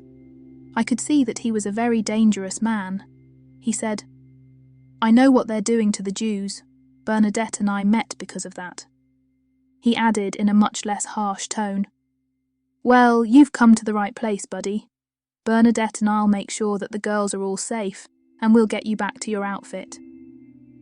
My heart sank. This was a day of painful realizations. I guess I'd always known that the past week was a fantasy out of time. My undeniable duty was to get back into the war, not loiter around France with this beautiful woman and 5 adorable little girls. There was no avoiding that obligation, and I would be less of a man if I tried to shirk it. Still, I felt more heartsick than I had when I got word that Betty had married Duke Williams. I tried to look appropriately resolute as I said, "That would be great. But what do we do in the meantime?" King said, "You guys need to just wade on over and we'll take you to our base camp. It isn't very far." So, the 6 of us waded across the little mountain stream. It was ice cold. Then we all sat on a log, put on our socks and shoes, and we were ready to walk. King said, "Let's stroll along together, pal, and you can catch me up on things in the States. It's been a while since I've talked to an American. Who do you think will win the World Series?" Bernadette, in turn, drifted back to join Susie. It was obvious that they were slyly interrogating us to confirm that we were legitimate, which was reassuring. It proved that they had as much to lose as we did, if they were betrayed. I noticed that Double Meter had also made it a point of joining Bernadette and Susie Frenchman. My clever little sprite was on my shoulders. She was listening in on our conversation, while trying to act like she didn't understand English. King said disdainfully, "The Maquis up here are basically a bunch of communist bandits who spend their time robbing rich people's chateaux rather than bothering the Germans. Bernadette and I came down here for a special project. We'll pull out once that's finished. You can come with us when we do." He read my face. He said, "Don't worry about the girls. They're safe with Bernadette and me." He grinned and flexed his bicep. It was as big around as my thigh. "How does anybody get arms like that?" He added conspiratorially. "It involves an entire German army that's based south of Belfort, mostly Hueys." I said, puzzled. Kiwis? He said contemptuously, you know, Ostlegionen, Russians who've switched sides. He got a mischievous grin. We're going to make sure that army stays north of the Rhone for the duration. That's all I can tell you. He obviously wanted to change the subject. So, he said, what's been going on since D-Day? Bernadette and I were there to witness the landings. The way he said it, it was obvious he had been standing in France when that occurred. He added, we were sent down here right after that, but the two of us want to get back to Paris for Christmas. Any idea of whether that's going to be possible? I knew what our strategic planners thought, but it was something I wasn't supposed to share. Still, I immediately liked and trusted this guy. I said, the planners estimate that all of France will be German-free by then. He gave me a wolfish smile and said, about time. I added, I heard in our last briefing that the Allies had broken out of the bocage and were racing to pocket the German 7th Army in Falaise. We were bombing the railroad junctions south and east of there to keep them bottled up. King looked even more pleased. He announced proudly, changing the subject one more time. I was the manager of Harry's American bar in Paris when the Krauts showed up. I looked blank. He said, Hemingway, Fitzgerald, George Gershwin. I continued to look baffled. He said, exasperated, how old are you? I said proudly, 22. He laughed and said, that explains it. He continued with, I met Bernadette in Paris and we've been together ever since. Then he added, well, there was a short time while she was in England with a friend, but she joined their special operations executive to get back to France and me. Wild Bill Donovan recruited both of us in '43, and we've been part of the American OSS ever since. He sighed and said, we've been intending to get married since the invasion, but we wanted to do it in Paris. I have a buddy there, who just has to be my best man. Was there a hopeless romantic lurking beneath that ferocious exterior? King was the scariest person I've ever met. He looked like he could pick up a house. But his voice betrayed his deep feelings for his tiny partner. I understood the problem. I was having the same kind of confusing thoughts. I had literally dropped into Susie's life a week ago. We had absolutely nothing in common. She was a wealthy and sophisticated Parisian woman, exceptionally beautiful and caring of others. I was a bumpkin from small-town America. The only thing I knew how to do was bomb the shit out of people. Yet, we had bonded over 5 little girls. I felt it, and I knew she did too. It was in the way we interacted. I had gone from coaxing her out of an armoire to the intimacy that a man and a woman have if they're caring for children. We did things instinctively without needing to communicate. Our bond grew as the simple love for our little charges began to merge into feelings for each other. It was a sense of mutual respect, of seeing the other person as a worthwhile partner, each in their own right. Susie was nurturing and supportive. Her focus was on the dynamics of our little group. I tried to provide some external vision and direction. It wasn't that Susie was weak. She was rock solid. It was just that she couldn't be locked in on the needs of each little girl while reading a map and developing plans. So it was probably inevitable that we would be drawn closer and closer together. More importantly, I could appreciate Susie's celestial beauty while not having a single carnal thought about her. The responsibility of childcare in a time of crisis focuses you on the important things, like mutual survival. Hence, I was beginning to think of Susie as my female counterpart, not some indiscriminate woman who I was helping to escape. In fact, I'd developed feelings for her that could probably be described as love if we'd ever had one romantic moment together. At the same time, I also realised that I would have to leave Susie behind the moment we contacted Allied forces, and King seemed to think that would just be a matter of weeks. The problem was, I'd already experienced the consequences of leaving a woman to go to war. Then there was Josette. She was embedded so deep in my heart that we could never be separated. Susie told me that Josette was one of the original Jewish orphans. She was only 3 when her parents were taken, and she had nobody in this world. Because children are innocent, she had bestowed the supreme honour of papa on me. And as far as I was concerned, that's the way it would be until my dying day.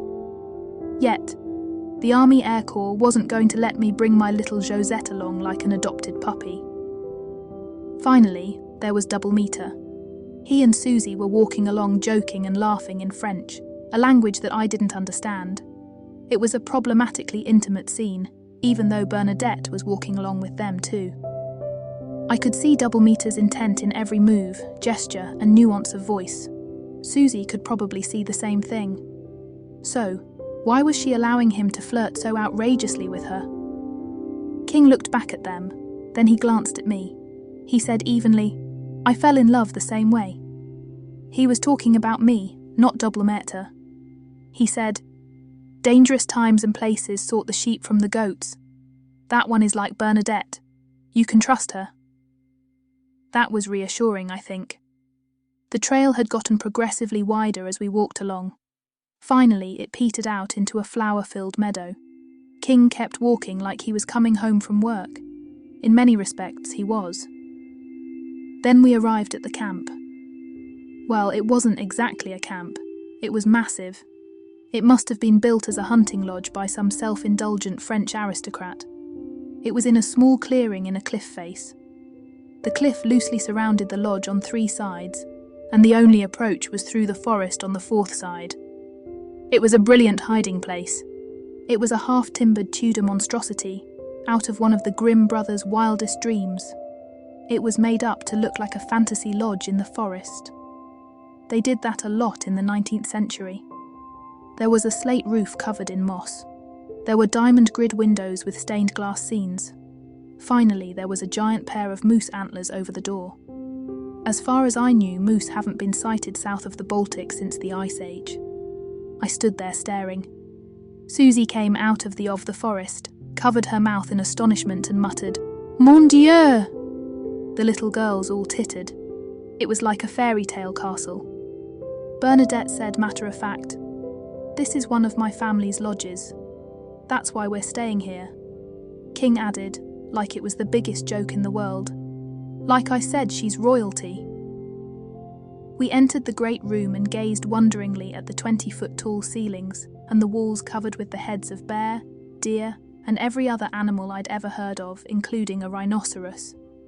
Natalie said disdainfully, "Quel affichage dégoûtant."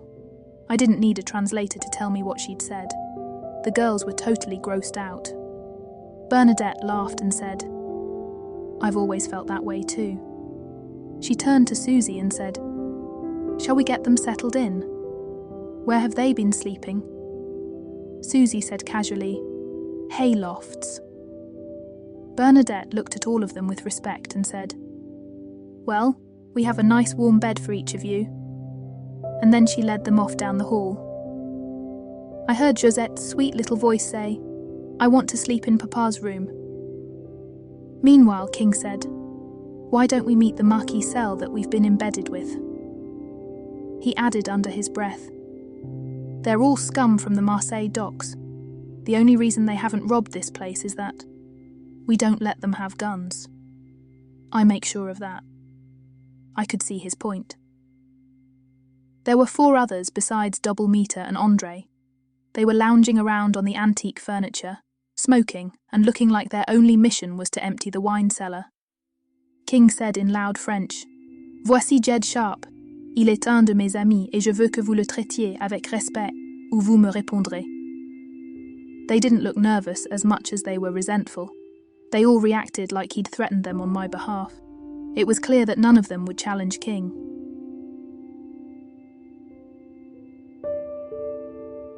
He said, "I just told them that you were a friend of mine and I want them to treat you with respect, or they would have a problem with me. None of them are to be trusted. I'd kill them all if it wouldn't mess up our mission." Speaking of faith, the girls all walked back in at that point.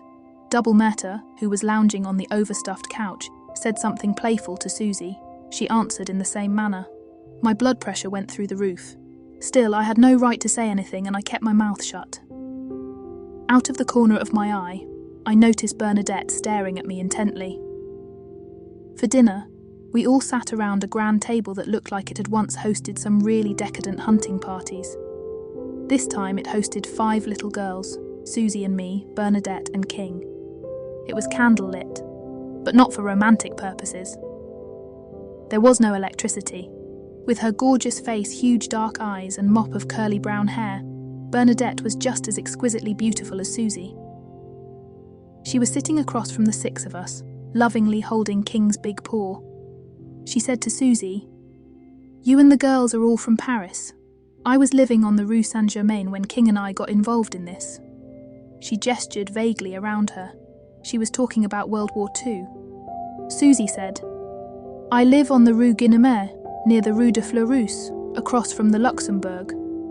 Bernadette said, impressed, "So you are one of the Milhauds." I suspected that, but I wasn't sure. Even in the candlelight, I could see that Susie was blushing. Susie said, "That all changed on June 22nd, 1940. I created a refuge for Jewish children. We were hiding in Izu when the Gestapo showed up and took them all away. We only survived because we were up on the mountain at the time." Bernadette's face took on the aspect of one of those small, fierce birds of prey. She said, "You don't need to tell me about Nazi atrocities. King and I got together rescuing Jewish women from sexual slavery." I thought, holy shit. All eyes turned toward me. It was my turn. I shrugged and said, "I'm just an American shit-kicker who used to drive a B-26 until my luck ran out. Susie and those little girls are the real heroes." Susie spluttered and said, "Nonsense. You are kind, brave and resourceful. Josette has even decided that you are her new papa. There can be no greater honour than the love of a little girl." I gave them all a sheepish grin and said, "No question about that. I just don't know what I'm going to do about her when I have to go back." Susie gave me the first real intimate glance she had ever given me and said, "We'll still be here when you return." I would have thought about that earth-shaking pronouncement. But at that instant, a huge fight broke out in the room where the maki were eating. Both King and I jumped to our feet and ran in the direction of the commotion. Bernadette rose, walked determinedly over to where her ever-present Sten was sitting. She casually jacked the bolt and went back to stand between Susie and the girls. The look on her face said that nobody was getting past her. For the first time, I saw the commando beneath Bernadette's exquisite facade. I paused in the doorway just to figure out what was going on. You're right. I'm way too over-analytic. While I was standing there like a dork, King went barreling past me and hit the group of 6 struggling men like a bowling ball hooking into the pocket for a strike. It was obvious that 2 of the Marquis had had a disagreement. Andre was one of them. He had just ended the fight by burying an 8-inch flick knife in the other man's chest and was standing over the body. That's when he saw King coming. So, he tried to stab King. King was just as lethally quick as he was unearthly strong. So, he danced past Andre's feeble jab and without as much as a second of hesitation hit him in the head.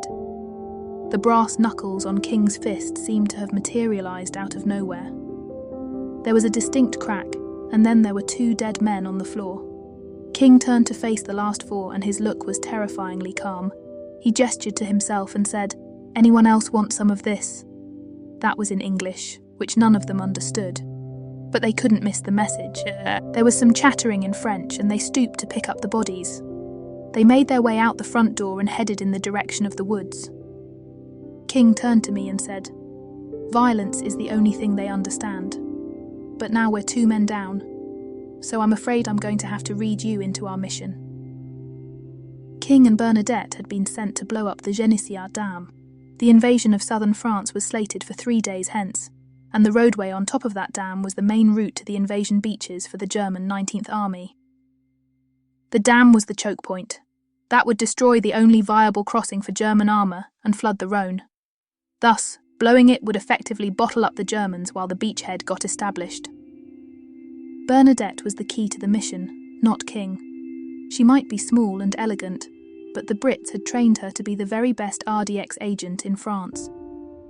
The fact that her family had traditionally owned the land where her particular set of skills was being applied was a bonus. The Maki were the pack mules, sent there to haul the RDX to the dam site. They were double meter's men. I found out from King that double meter was actually an Albanian named Graz, who'd Frenchified himself as he rose up the ranks of the Marseille mob. All I knew about him was that the slimy fucker was cunning and conniving, and his patriotism was strictly limited to lining his own pockets, not advancing the cause of French liberation. We were heading out the next day with big packs full of RDX, and there were only 4 Maki left to haul them. So I was the additional beast of burden. The thought of walking for a day with enough explosive to blow us all to kingdom was daunting. But Bernadette assured me that the RDX, which she called Torpex, was as harmless as toothpaste until she set the detonators. I spent our last evening with the girls and Susie. That had been our routine for the past few days. We wanted to give our girls a feeling of family. We were sitting in a cozy circle beside the fireplace. The soft light of the fire highlighted each of their dear little faces. Susie's eyes had a special softness and beauty. King and Bernadette left us alone, and the Maki were all getting drunk outside around a fire. They bunked in an outbuilding where the prior owners hung the game after the hunt. King had made it clear that he would use the same hooks to hang any of them if he caught them in the house after dark. So we were protected from them, especially Double Meter. I didn't appreciate his relentless pursuit of Susie. I recognised that I'd met the only woman in the world for me. So I was thinking that Double Meter's untimely demise might not be a bad thing. Susie, who was usually so serious, was in full coquette mode. She said flirtatiously, "It's your turn to tell us your story, Papa Jed." The girls all leaned forward in anticipation. I could have told them the truth, but they needed hope, and that was exactly what I gave them. I told them about an idealised America, where they would always be loved and taken care of, and they would all be princesses once the war was over. They squealed with delight at my expansive tales of the wonderful things a girl growing up in America would experience. It was obvious that for Natalie, at least, that included boys. The stories didn't last long. The girls had had an eventful day. Their eyes drooped and Josette fell asleep snuggled in the crook of my arm. Susie and Natalie took the girls to their rooms. I carried my little angel into my room and tucked her gently into the big bed. The rest of my life would be dedicated to making sure that brave little Josette never had to face fear. There was a daybed located over in the bay window. I would sleep there so she could see me the moment she woke up. I walked back into the main room and Susie was sitting gazing into the fire. She was a smart woman and she had figured out that something big was about to happen. She was obviously curious about where I fit into those plans. I told her what had happened and what King wanted me to do. She gave me a meaningful stare and said, "The girls and I will pray for you. You are very important to all of us." That was the opening I'd been waiting for. So I said, "You are all very important to me. I love all of you." Her gorgeous eyes were luminous, looking at me like her happiness depended on what I said next. I said, "But I love you most of all." That did it. She stood up, walked over to me, stepped in close and dangled her arms across my shoulders, while her eyes searched my face. It was the most intimate gesture a woman had ever made to me. She said, "Your love for Josette tells me that you can devote yourself to another person above yourself. That is rare in a man." Then she raised her lips to a soft kiss. The lightning crackled again. She moaned loudly and her mouth opened to a wild passion that belied her cool exterior. I'd like to say that we fucked all night, right there in front of the fire, but there were far too many little girls in the house. So, we settled for one passionate kiss. Susie's eyes were wild with desire when we came up for air. There were enormous fires burning down deep inside that superb body. But Susie was above all a reasonable woman, with a solid sense of responsibility for her little charges. The thought of being discovered rutting on the floor by one of the girls guaranteed our mutual self-control. Still, the bargain was sealed. We were committed to each other, Susie said, chest heaving with passion. "I am yours from this day on. We have a lifetime of making love. So, let us just sit by the fire and hold each other." That is exactly what we did. We sat on the big overstuffed couch in front of the fire. She lay back against my chest, nestled in my arms. Her dark mass of curly hair was underneath my chin. It smelled like lavender. Her body inside my arms was solid and lithe, but it was also small-boned and delicate. Her hips, which were plastered against mine, were round and feminine, and she had a substantial chest for such a small woman. It was hard to ignore the irony of our current situation. I had spent 8 years growing up with Betty Moran, and I had literally dropped into Susie's Milhard's life 9 days ago. Yet, I felt a connection to Susie that I had never had with any other woman. Sure, there were the usual biological reasons. Susie was a gorgeous creature. But those were just a minor part of the peace I felt holding her. I'd read enough cheap romance novels to think that I knew what love felt like. And this situation was decidedly not it. I expected out-of-control passion. But that was for another day. Instead, and above all else, there was a deep sense of peace and unity, of shared values and attitudes. This statement no doubt sounds selfish, but Susie completed me in every way, and I was immediately aware of that fact, without having to think about it or overanalyze it. She was brave and steadfast, and she had demonstrated a level of a loyalty to the girls and me that transcended her own personal wants and needs. Now this superb creature was mine. I drifted off thinking that there must have been some time in my past when I was this happy, but I couldn't recall when. Which was a super ironic, given the fact that we were right smack dab in the middle of a war, and I was about to go off to blow up a dam. We slept for a few hours, sitting upright in the comfortable couch, cuddling each other. I awoke as dawn was breaking. She stirred and said, "Where are you going?" I said, "I have to be in my room when Josette wakes up, or she'll be frightened. But promise me you'll be here when I get back." She looked puzzled and said, "Why would you even ask me that?" I had changed back into my olive drab shirt and pants for our expedition, so I had the letter in my pocket. I handed it to her wordlessly and walked back to my room. I was watching my precious little Josette sleep, hugging her teddy bear. Her beauty and innocence gave me a profound sense of calm. I knew I would make it, if nothing more than because she needed me. That's when Susie appeared in the door. Her beautiful eyes were full of tears. She hugged me and said, "That will never happen to us." In the morning, King and Bernadette took me out to acquaint me with the Sten gun. It could spray 600 rounds per minute, and it was so easy to use it could turn your grandmother into a mass-killing machine. But it was a piece of shit. It was so wildly inaccurate that I told them I'd rather use my .45. Susie and the girls were all standing on the porch as we set off walking in the direction of the dam. I knew that they were all tucked away in a secure place, hidden and safe, and we'd left a Sten in case. I looked back in Susie's direction and she gave me a reassuring wave. There were no tears or reproaches. This was a very strong woman. Little Josette's voice called, "I love you, Papa." There were no childlike hysterics. Of course, Josette was very brave. We walked northwest and then due west. It was a beautiful alpine day. Our target was 12 kilometers away, approximately 8 miles as the crow flies. But the trip was much longer because we had to arrive without anybody knowing we were there. Consequently, we stayed in the folds and ridges of the forested hills leading down to the Rhone. We were walking single file, King in front.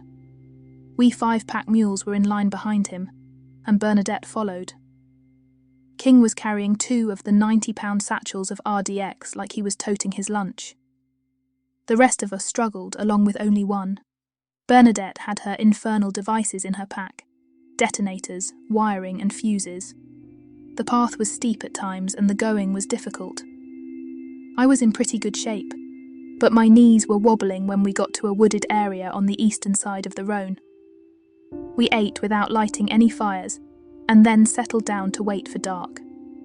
The dam was situated in the Rhone River Valley, which was surrounded by higher elevations. We dropped our packs about 300 yards from the dam itself. It was downhill to the roadway and heavily forested.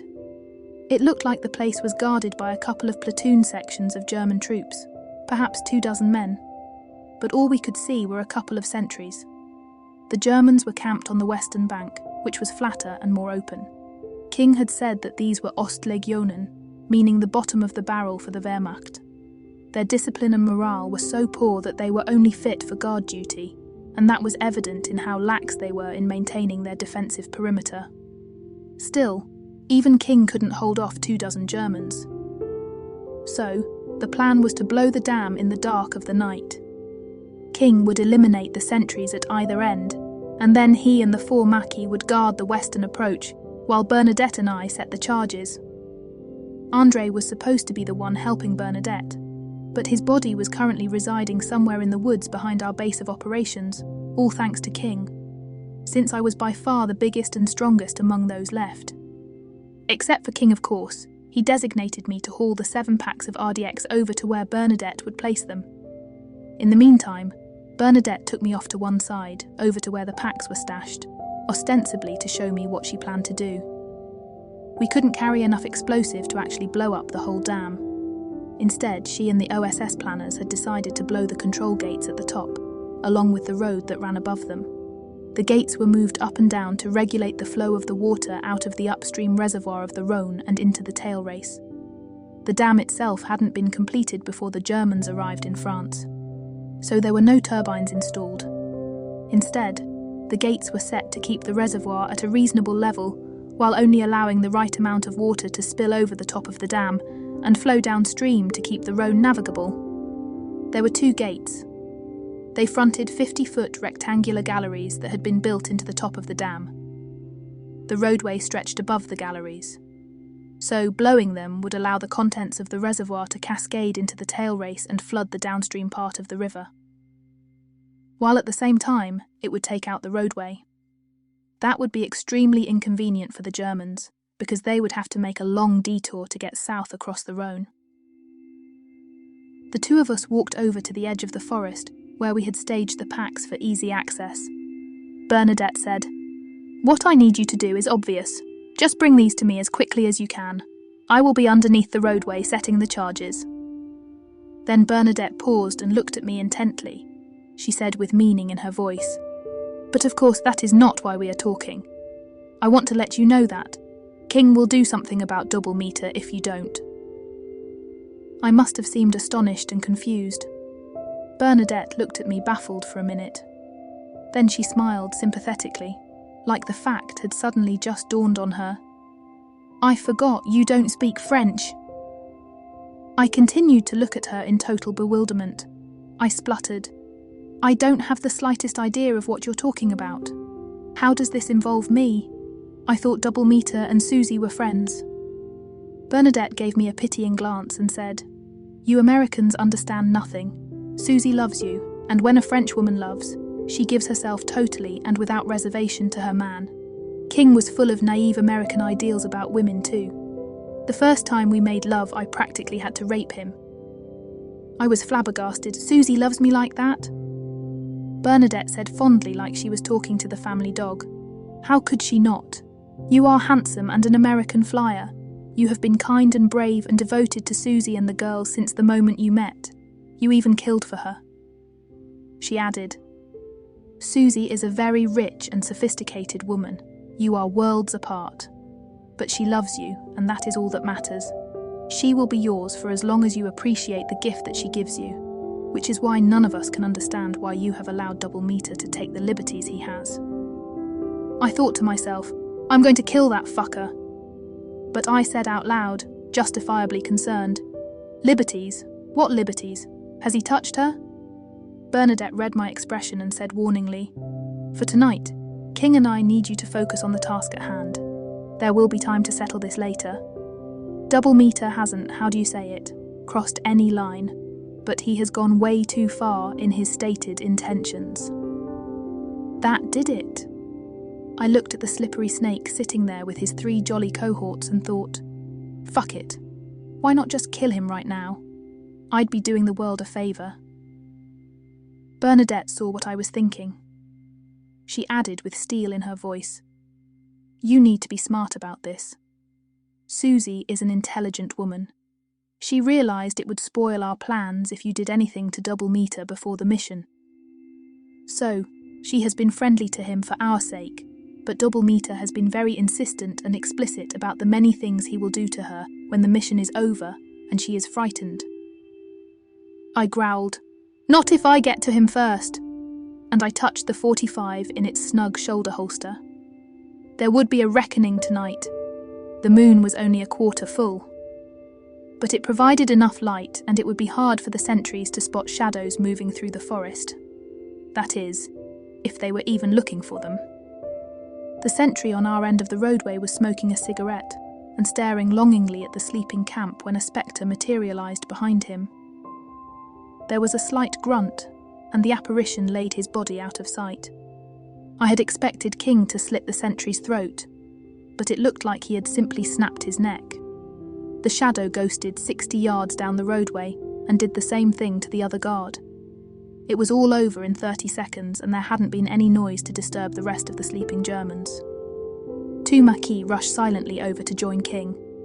They scattered to take up firing positions on the western approach to the bridge. Where did the other 2 go? They'd completely disappeared. Cowards. I followed behind, lugging 2 of the 6 packs. It was 180 pounds of dead weight. I thought my arms were going to fall off. Meanwhile, Bernadette had scampered over the side of the dam and was hanging upside down on a stanchion beneath the roadway like a squirrel on a limb. I lowered the packs one at a time and she guided them to where she wanted them. Bernadette set the detonators while I ran back to get the next pair. We repeated this 3 more times. The last trip was easier, because it was only 1 pack. Meanwhile, there was nothing going on the German side. Bernadette made a sharp little whistle. It sounded like the golden eagles that are everywhere in the Alps. Then she and I sprinted back to our original position, unspooling the detonator wire as we ran. The 2 Maquis ran past us and King appeared, walking slowly backward, holding a sten on each hip. He looked like the god of war. The entire raid had taken 20 minutes, and still the German camp slept. The thunderous detonation of over a quarter-ton of artfully placed RDX must have finally wakened them. Large chunks of concrete roadway blew off into the reservoir, and the face of the dam began to spew tons of water out of 2 big holes where the galleries used to be. Bernadette was clearly the Michelangelo of demolition. The torrent was already beginning to flood the tail race 150 feet below, and the roadway now looked like a mouthful of broken teeth. The German armour wouldn't be crossing the Rhone any time soon. We didn't need to hurry. The Germans were on the other side of a raging torrent, with no place to cross. But we wanted to get back to camp as soon as possible, even if it meant walking all night. We were packing up when we discovered that Double Meter had disappeared. Bernadette, King, and I instantly knew what that meant, and it horrified us. We had made the trip out in a little over 3 hours. The trip back took more like 2. We alternated running and walking. The remaining Maquis had long since disappeared. My only thought was, good riddance. I knew that Double Meter couldn't be that far ahead of us. He was present when the raid started. So it was perhaps a half-hour lead. I'm not much of a churchgoer. But I was praying we would arrive in time to prevent, or at least interrupt, the thing he had planned. The thought of that wolf among my precious little flock frightened me to death. And the thought of him violating my one true love had turned the cold analytic me into a raving beast. We were running as fast as we could. I'm built for speed and endurance, and yet my legs were on fire and I thought my lungs would burst. King has many fine attributes, but he's more of a gorilla than a gazelle. And he was lugging all of the remaining gear, so he was lagging far behind. It was too dark to see far as we approached the cabin.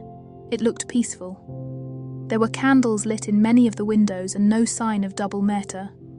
But of course, his business was inside with Susie. The guilt was killing me.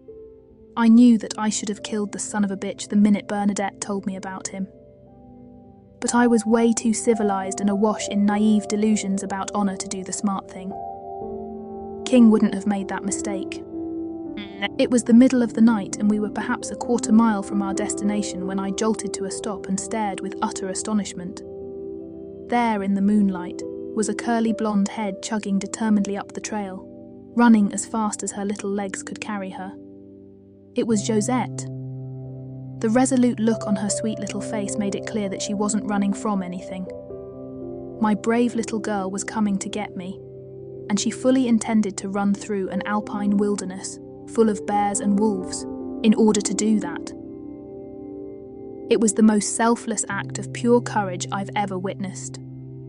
I sprinted down to Josette and she said, urgency in her voice, "Papa, 2 men are trying to hurt Mademoiselle Susie. I was coming to get you. I knew you could fix it." Bernadette and I both realised what was happening. Even if it was a mystery to Josette, thank God. That was the point where King came puffing up behind us. It was probably the adrenaline jolt, but a blast of berserk rage shot through me. Bernadette scooped Josette up and said emphatically, "I'll take care of her. You take care of Double Meter." King, who was clearly blown, reached into his pocket and handed me his gleaming pair of brass knuckles. He said, still breathing heavily, "These might come in handy until I can get there." I probably couldn't use the 45. The little girls might be in the line of fire and I'd rather take Double Meter on bare-handed than risk their precious lives. So, a nice thick pair of knuckle dusters seemed like just the ticket. I said, "Thanks," and took off sprinting down the last of the trail and up onto the wide porch. Then, my common sensey kicked in. The door was wide open. They might be waiting for me with a sten. So, I needed to do a little careful reconnoitering. I slipped quietly into the entrance hall. There was no blast of gunfire. I heard a sneering voice say in a jocular tone, "Asseyez-vous là et personne ne sera blessé. Si vous quittez le canapé, je vais utiliser ce." I didn't need a translator to know that he was more or less telling the girls that they needed to behave while the 2 of them raped my beloved. I stepped around the corner and saw that the voice belonged to Double Metre's right-hand man, a Maquis named Anton. He had a steen and he had the girls lined up side by side on the couch, except for Josette, who must have ducked out the instant she saw the 2 of them arrive. My little girl was as clever as a Cockney pickpocket. Anton stood with his back to me, staring hungrily at the door to the downstairs bedroom. It was obvious that he was anticipating being next. The sten was at his side and pointed down. But of course, why should he worry? There was nothing within miles but helpless little girls and one frightened woman. The sheer depravity woke the primordial creature. There's a protective instinct that's hardwired into every species. Most of the time it's covered by a thin veneer of civilization. But in a particular circumstance, it will transform into the ferocious ground ape that we're all descended from. And that creature doesn't have any silly notions about mercy or restraint. I could have easily shot the fucker, just like I had the German 2 days ago. It would have been the no-risk thing to do. But he was threatening my girls with a sten, and the mere thought of a 9mm slug ripping through their precious bodies brought the creature to a new pinnacle of fury. Brass knuckles are an inelegant way to solve a problem. But honestly, I was so gripped by a primal frenzy that I just rushed out of the darkness and threw a savage punch aimed at the back of Anton's head. He never saw me coming and he didn't duck. But I was so enraged that I completely missed my target and hit him in the back of the neck instead. I'd never hit anybody so hard in my life. In fact, I had never hit anybody in anger. Period. Nevertheless, brass knuckles focused the force of the blow into a single intense point of contact. And the result of my one punch was catastrophic. It must have instantly broken Anton's neck, because he hit the floor like his strings had been cut. I should have been horrified. Instead, the creature felt nothing but triumph. Love evolves a person, and I was a long way from the naive kid who'd parachuted into France a mere 10 days ago. I made a shushing gesture at the girls and indicated to Natalie that she should take them outside as quietly as possible. She reacted just as decisively as my little Josette. She rose and silently motioned for the rest to follow. They trooped out after her like a flock of baby geese. The girls were safe now, but the creature had one more chore to do. It headed for the bedroom. Susie was unquestionably in there with double meter. I heard a silky voice say something in French. It sounded like he was gloating. I kicked the door open, gun raised. Thank God I looked before I fired. Double meter was sitting in a chair facing the door, perhaps 3 feet from Susie. She was in front of him, also facing the door, completely naked. He had a sten levelled at her back, using her as a shield. He said calmly and in almost perfect English, "Ah, the American.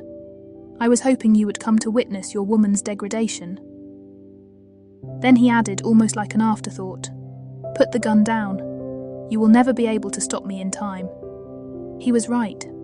Even if I got a kill shot off, he would cut Susie in half before he died. She was looking at me pleadingly. She wanted me to take the shot, even if it cost her life. She knew what would happen to the girls if I surrendered the gun. I had no choice. I couldn't lose her.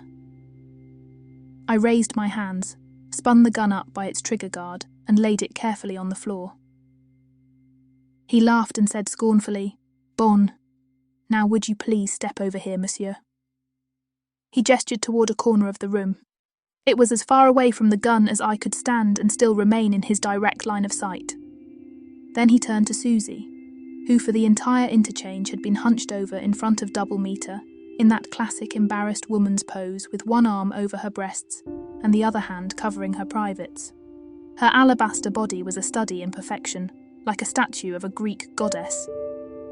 He said playfully, "Now, my little dove, you will enjoy the ultimate delight of being fucked by double meter." I knew that this wasn't my fault. Still, I was gripped by an agonizing wave of sadness. I'd tried to prevent it and I'd failed. But why should I have expected success? I was just a kid, not a man as worldly or lethal as King. I said softly, "I'm sorry, my love." She said, almost matter of fact, "Don't be. This changes nothing for us." Double meter added tauntingly, "Except, now you'll know that I'm the better man, n'est-ce pas?" He made an elaborate gesture using the arm that wasn't holding the sten and said with mocking formality, "If you would, mademoiselle." Then he put his hand on Susie's shoulder and pushed her down to her hands and knees on the floor. He continued to train the sten on Susie as he roughly kicked her knees apart. He knew he was safe as long as the gun was on her. I should have been gibbering with panic. But the creature had turned ice cold.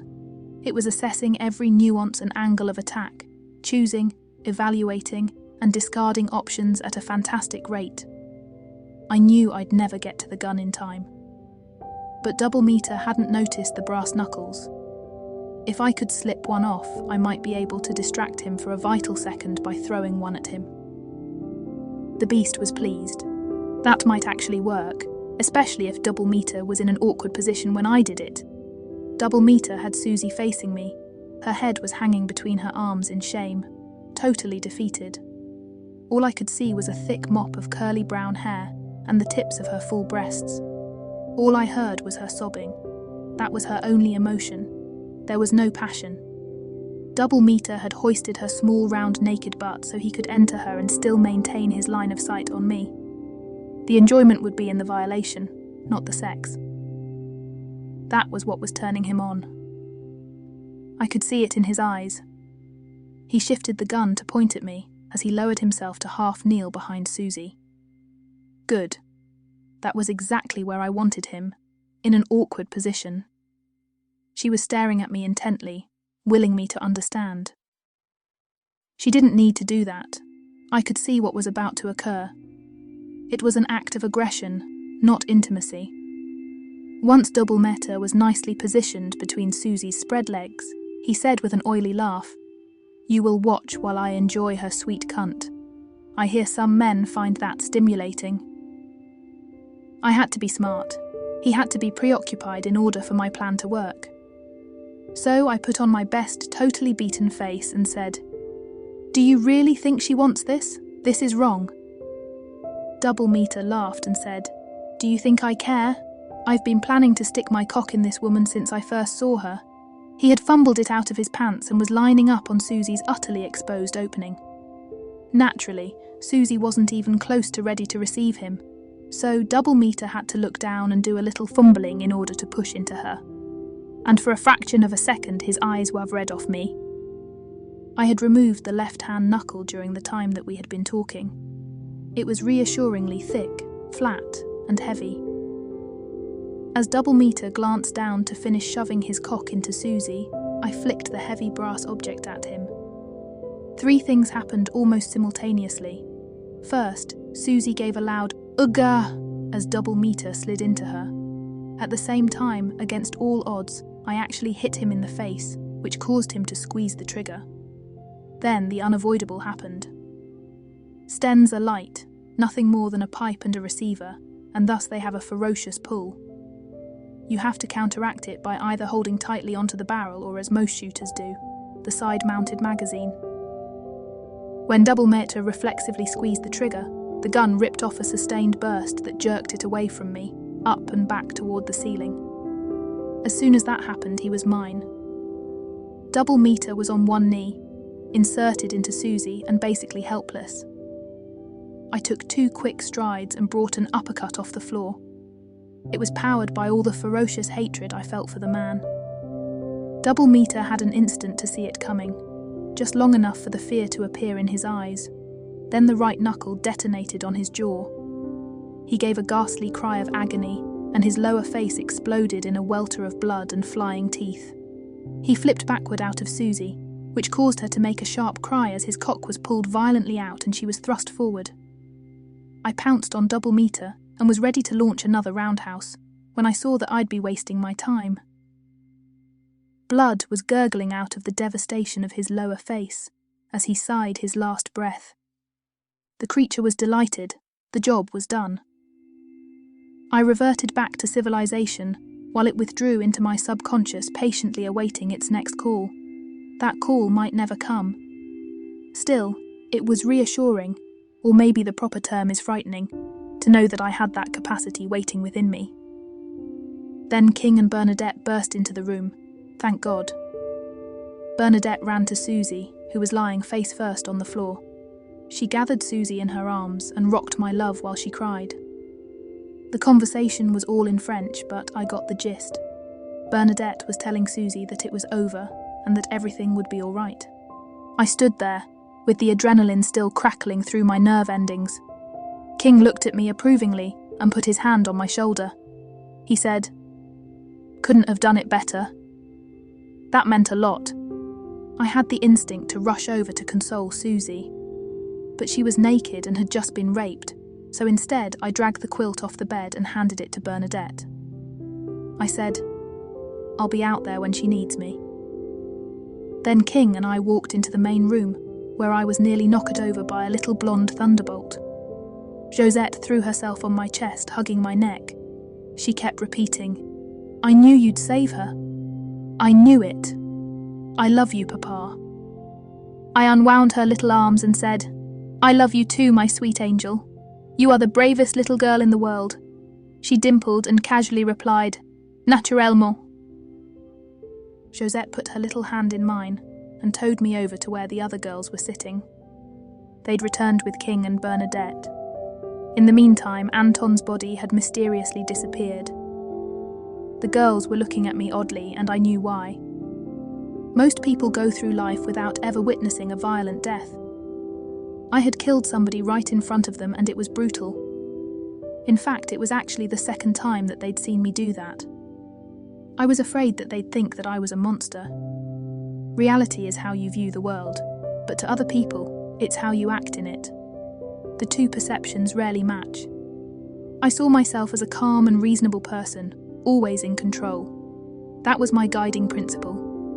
Except for the past half hour, I'd behaved like a raving lunatic, irrational, almost inhuman. The mortal threat to Susie, and the girls had triggered that response. The problem was that those actions had been visible for everybody to see, and I was afraid that the girls would have formed a new perception of me based on what they'd observed. King was studying me as I was debating what to say, and he guessed what I was thinking.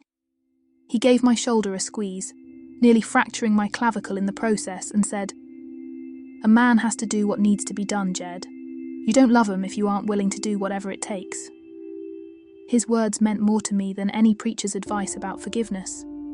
Even so, I walked shamefaced over to the girls. I was about to say, "I'm sorry," when Natalie, who was always the spokesman, held up her hand to stop me.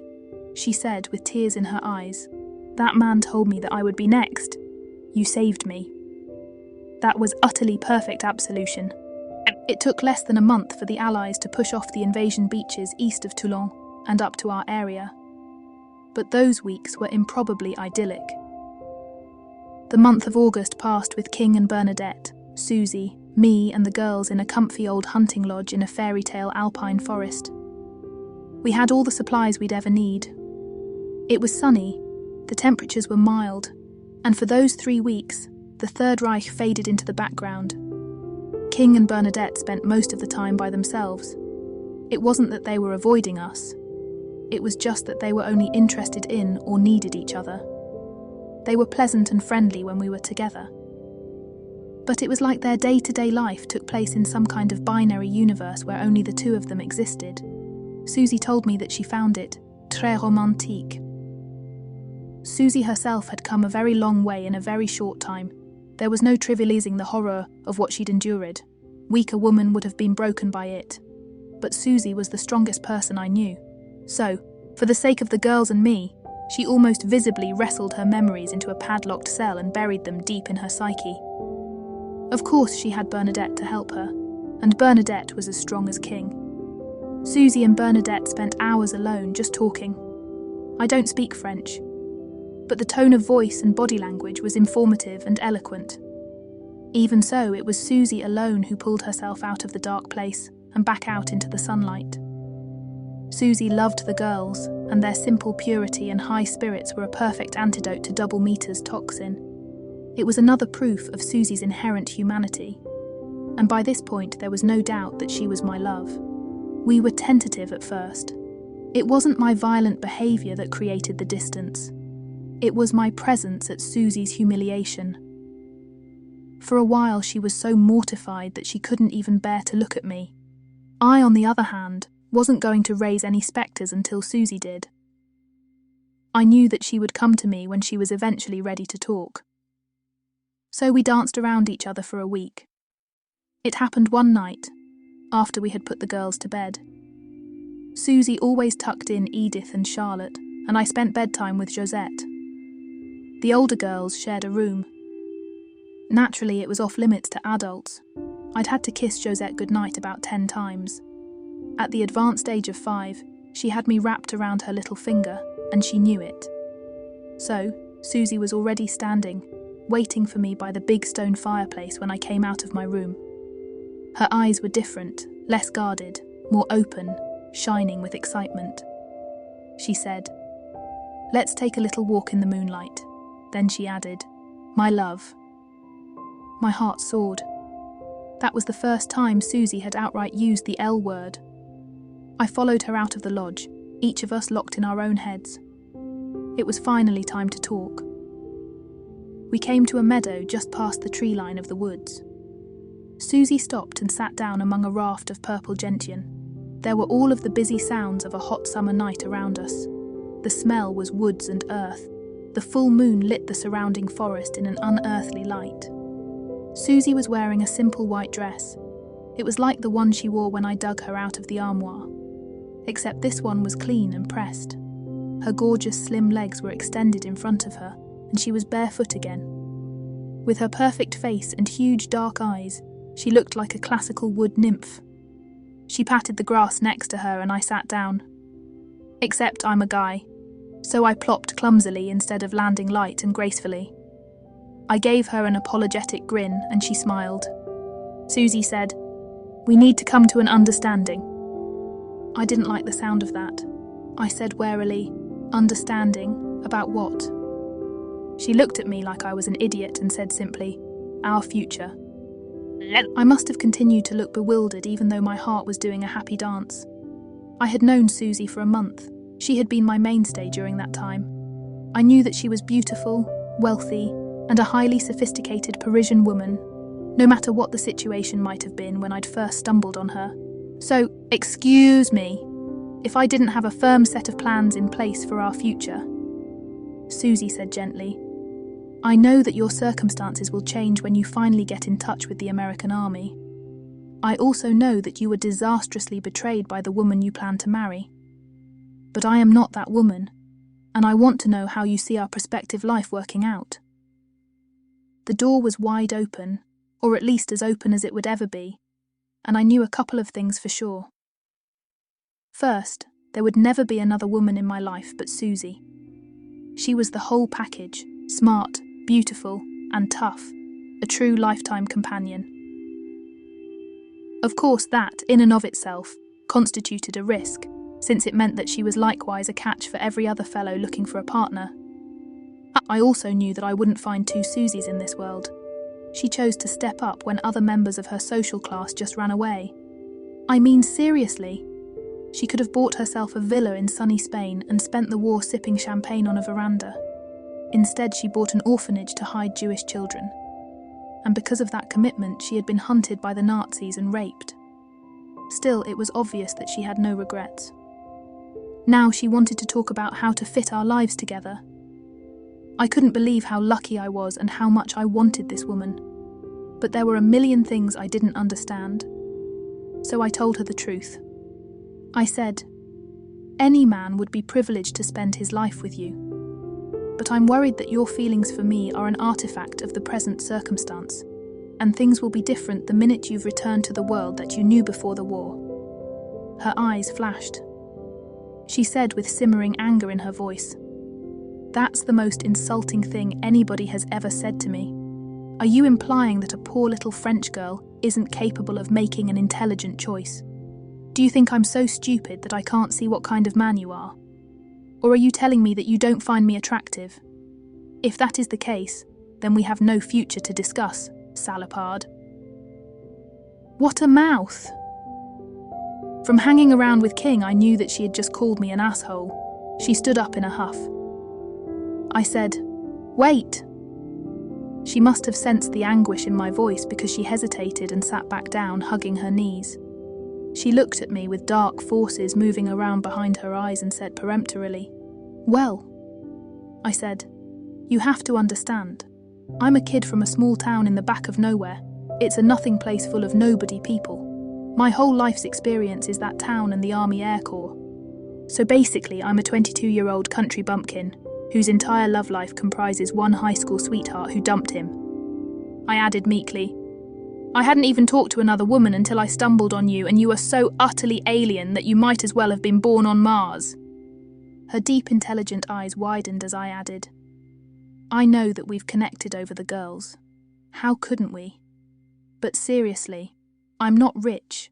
I'm not cultured. I'm not some sophisticated Parisian Lothario. How could you find me worth spending your life with? A lifetime commitment's what we're talking about, aren't we? Then I paused, looked at her with as much significance as I could muster and said, I don't want to talk about future with any woman who isn't in it for the long haul, for better or for worse. When I marry, it is going to be forever. Susie's eyes were luminous. She laughed and said tenderly, so insecure. But then again, how could you be otherwise? You are labouring under the mistaken impression that my love is based on your place in the herd. She paused and said, almost like she hadn't thought of it, is your former lover like that? Did she go with the biggest bull? If so, she's a fool, and her life will be nothing but desolation and unhappiness. Susie's face softened and she said, I chose to love you because you are a kind and caring man who has a wonderful capacity to devote yourself to somebody other than yourself. I see that every night when you put Josette to bed. Then she added with a coquettish smile, you are also brave, resourceful, and I might add good-looking. That's why I chose you. The only thing that would change my decision would be if I discovered that you are not as you appear to be, and I am certain that isn't the case. Susie had just used the same yardstick that I applied to her. She was a truly beautiful woman, but that was the least of her qualities. It was her dedication to others, her strength and courage, her integrity and her moral principles, plus her obvious devotion to me. Those were the things that made her special. I said simply, "Till death do we part, then?" The intensity of her gaze was daunting as she whispered, "Till death do we part." At that point, we sort of came together. The sexual tension had been building for what felt like eons. It finally surfaced in a spontaneous kiss. Susie moaned, plastered herself to me, and her mouth opened wide while our tongues duelled. We kissed like that for what seemed like an eternity, melding against each other like we were trying to make one four-legged human. Then we rolled apart, both of us astonished at the colossal wave of passion that we had unleashed. I looked at Susie and her eyes were wild with yearning. We went back to kissing, but this time I rolled on top of her. Susie hyperventilated, her legs spread wide, knees raised, feet dangling. Maybe she did it. Maybe I did. All I know is that the final connection was made without me having the slightest memory of how it happened. And then we were one with each other. I found, to my utter astonishment, how easy it was to drop all internal barriers if you were making love to the right person. I was always aware of my surroundings when I was fucking Betty, but I was lost in some kind of fleeting otherworldly paradise with Susie. Susie is tiny and exquisite, much smaller than I am, but her body is almost voluptuous in proportion to her size. On a larger woman, her breasts wouldn't appear as big as they are. Yet on Susie, they were two huge, perfect round hills. Her waist was so small that I was close to spanning it with two hands, and her hips and flanks were hard and muscular. But her legs were her crowning glory. Susie's legs were long, slim and muscular, so perfectly sculptured that they belonged in the Louvre. Her dress was around her waist and her panties had somehow disappeared. The sensation was wet, hot and pheromones. I was inserted in Susie to the hilt, not moving, holding myself on my arms and staring into my love's fathomless dark brown eyes. Her eyes were glowing with a profound female spirit. Her loyalty and her devotion were on display, along with her promise of fidelity. I was assuring her that I was hers eternally and that I would die to avoid hurting her. Still, the spiritual link had to inevitably give way to something a lot more basic. Susie moaned. Her eyes rolled into her head, and she emitted a groan that originated in the depths of her soul. It all happened very fast. Susie's head rocked back and she slammed her legs around my butt. Her hands slapped on my back and her hips shot up to seat me as far inside herself as she could get. I was not even close to rational at that point. So I don't recollect the lovemaking in detail, and it was love, not sex. But I do recall the Susie was insanely enthusiastic, taking and giving in equal measure. There wasn't anything remotely tentative or even subtle about the mating. It was two young people vigorously bridging a spiritual gap between themselves by way of an intimate physical connection. We both knew this would be a historic milestone in our lives. From this day forward, it would just be her and me together against the world. We did the dance of love for an indeterminate period of time, and then Susie began to move restlessly underneath me. Her legs started to relentlessly shake, and her hips commenced to undulate. That finally culminated in a loud sigh. Then the rhythmic clenching of her inner self began. She set off on a bout of uncontrollable quivering, and she started muttered over and over in French. I didn't need a translator to recognize that she was urging me to not stop. When my moment arrived, it was like a window opened to a true understanding of the important things in life. And I finally saw what King and Bernadette shared. We lay there side by side gasping. I finally got enough awareness to take her little hand, and she squeezed mine. I was never going to let her go. I said, "There will not be another woman in my life. I would die without you."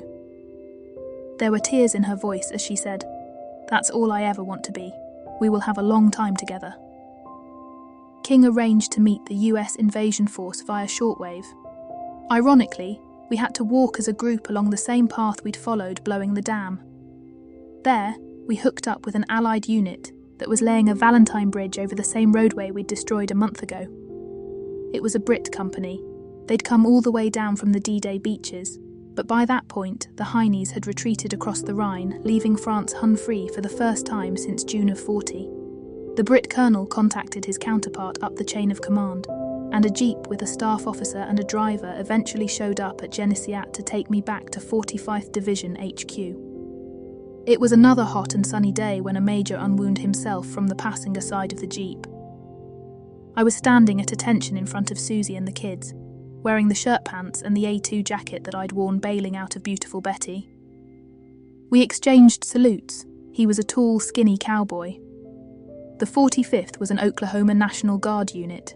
He said with a panhandle twang, "Welcome back to the Army, Captain." I said, "Glad to be back, sir." Of course, that was the last thing I wanted. It was a little bit of theatre, all carefully arranged and rehearsed by Susie and me to make it easier on the girls. We had gathered them together the night before in the great room and told them that I would have to go away. None of them took it well, but it just crushed Josette. She ran to me and threw herself on my chest, hugging me and crying. She said through her tears, "I don't want you to leave me. Just tell the army that you don't want to go, Papa." How do you explain the realities of life to a sweet little child, especially one who has seen her parents taken away? I snuggled her and said soothingly, "I love you, my little one, and I would never leave you if I could avoid it. But I don't have a choice. I made a promise, and you know that you can never break a promise. I'll be back soon." That was the best argument I could have used with Josette. She looked at me with tears shining on her beautiful little face, snot running out of her cute little nose, and said solemnly, "But of course you can never break a promise."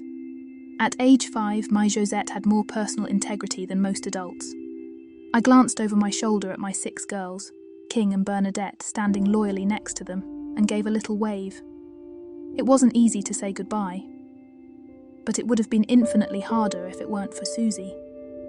Every soldier has to know that they have a rock and anchor back home. I needed Susie's strength to help ease Josette through whatever time we were apart. And I knew that Susie would take care of my cherished little one if I didn't make it back. When you love somebody, like I loved Susie and Josette, it's impossible to talk about degrees of affection. They were both absolutely precious to me. They were all returning to Paris, where Susie's wealth would guarantee the girls a happy life for as long as it took. I knew they would be safe. I hopped into the back of the jeep and we drove for an hour down the first decent road I'd been on in France. We were going to the 45th headquarters at Saint-Amour. The Germans were beating a hasty retreat toward Dijon.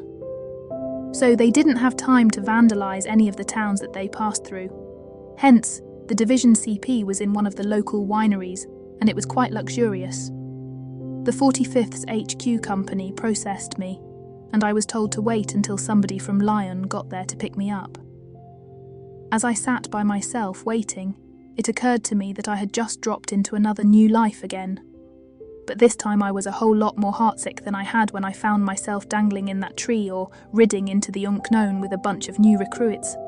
I had little to tie me to all those past realities, but I couldn't get the faces of Susie, Josette, and all the other little girls out of my head. In some ways, it was reassuring, since I knew that I had finally found the place where I wanted to spend my life. My return to the military was like waking from a pleasant dream into the bleak desolation of nature, red in tooth and claw. And I knew that there was no going back to sleep to dream again. Instead, I was bucked up the line for a couple of weeks to finally find myself at Charleroi as a replacement pilot in the 322nd Bomb Group. They gave me a shiny new Marauder. We didn't need to hide under olive drab anymore. The Luftwaffe had been effectively defeated. So, now we flew aluminum ones. The nose of the plane said, "Josette." I sent her a picture. I hoped she'd be excited. I was the old man of the crew at almost 23. None of the rest of them had been in combat yet, and they were in awe of my history. I arrived just in time to participate in what people later called the Battle of the Bulge. The Bulge is in the history books now. But all we knew at the time was that a shitload of panzers were headed in our direction, and the weather was so crappy that we couldn't get off the ground to do anything about it. Between the 101st stand at Bastogne and the 82s solidifying the edge of the pocket at Namur, the Huns never got close. And once the weather broke, we bombed and strafed their retreating asses all the way back to the Siegfried Line. Afterwards, there were nothing but long lines of burned-out, smoking German armour on the roads leading east. The strikes into Germany in the late winter and spring of '45 were mainly on the V1 and V2 sites. It was low-level and dangerous, but the Marauder was especially suited to do that work, particularly the 4 blister 50s down on the deck. The strafing left some spectacular explosions. By that point, it was like a day at the office for me. It was obvious that the Germans were on their last legs. There was only the rare German fighter, which the P-51s had no problem dispatching. I never saw one of the Huns' new jets. They reserved those for the heavies. We celebrated VE Day by getting the utterly depressing news that we were being shipped to Okinawa. The Japs were still in the war, and we were shifting all of our military resources in that direction. I sent the news of my bitter disappointment to Susie. She returned words of encouragement. Fortunately, the army moves glacially slow. The summer of '45 dragged on while they crossed all the logistical T's and dotted the bureaucratic I's that were required to get us more than halfway around the world. Then it was suddenly all over. We knew that it was due to some mysterious bomb, but all we cared about was that it was done. I had enough points to be in the first batch rotated back to be demobbed. I didn't want to go back to the States just to be discharged, since my life was over here now. But the army. I was trying to figure out how to get myself to Paris and my girls when I had a couple of visitors, and that reshuffled the deck. It was the middle of the afternoon in a clammy mid-August in Belgium, almost a year to the date after I had last seen Susie and Josette. Most of the guys in the squadron killed time either horsing around or playing cards. I spent all my spare time by myself reading. I was trying to decide on a career after I was mustered out. A squadron clerk banged on the door of my quarters, saluted, and said, "There are a couple of people at Wing HQ to see you, Major." Yes, I had been promoted. It was the consideration that they gave me for being held in Europe past the mandatory 35 missions. I was given a golden oak leaf, and they got to continue trying to get me killed. It seemed fair to them. I followed the guy across the tarmac, with curiosity eating at me. I didn't know anybody with sufficient pull to get me summoned to Wing HQ. So, who the fuck could it be? I spotted 2 familiar faces as soon as I walked into the building, King and Bernadette. King extended one big paw and said with a grin, "I have an offer for you." Everybody talks about April in Paris. I never understood why they do that unless they have a fascination with clouds and rain. To me, the best time to be in Paris is the early fall. It was a golden fall day. I was walking up the Rue Guinemer when 4 figures emerged from the huge wooden doors of a fin de siècle townhouse and rushed across the street dodging the bicyclists as they ran. Then they all joined hands and made their way up the tree-shaded sidewalk. They paused and stepped through the iron fence at the foot of the Rue de Fleurus and into the Luxembourg Gardens. They seemed to be headed for the ice cream stand just inside the gates. 2 of them were twins, brown-haired and skinny, both approaching womanhood. One of them was a little blonde beauty, with natural spunkiness just radiating off her. The 4th was the love of my life. Susie hadn't changed a bit. She was still the exotically lovely, high-spirited, inspirational woman I loved. I knew from her letters that she had legally adopted the 3 girls. The parents of the older girls made it back from the death camps. But Edith, Charlotte, and Josette were orphans. So in the 14 months that I'd been gone, Susie had made them Milhords. Money buffers you from most of the vicissitudes of life, and the Milhords were among the richest families in France. Paris, of course, had been declared an open city. As a result, it avoided the rampant destruction that most of the other major cities of Europe suffered. Hence, once she'd returned to her palatial home, Susie simply picked up life as it had been before the Germans came. Except now, she was the mother of twin girls and my dear little Josette. The 4 of them were sitting on an ornate bench under the spreading branches of one of the oaks that tower over the path leading to the central fountain. I came around the corner and started up that path. They were eating ice cream and laughing. Susie seemed happy and content in the bright September sun. Josette spotted me first. She always had an adult situational awareness. I'd learned that the day she'd saved us at that French farm. Josette glanced my way, then she stared unbelieving. She dropped her ice cream, let out a blood-curdling shriek of joy and rocketed down the path. My little girl had grown a bit in the 14 months that I'd been away. So, she nearly knocked me over when she threw herself into my arms, frantically planting kisses all over my face. I hugged her and said, "I'm home, my darling girl." She said, "I love you, Papa." Susie and the twins arrived a scant few seconds later. I'd shifted Josette to my right arm so Susie could come into the other. But instead, Susie shoved the twins under that arm. I got her point. They were also our children. I needed to remember that. Susie had a lot to teach me. The twins leaned their sweet little heads against my side and hugged me shyly while making small noises of happiness. They might not be as cosmically brilliant as Josette, but they were sweet, humble, and unassuming little girls, the very essence of salt of the earth. I loved them too. Susie gave me a kiss over the top of the twins. It made them blush, and Josette say, "Ew." Susie's huge dark eyes were sparkling with love and something else. She said teasingly, "Bernadette already told me.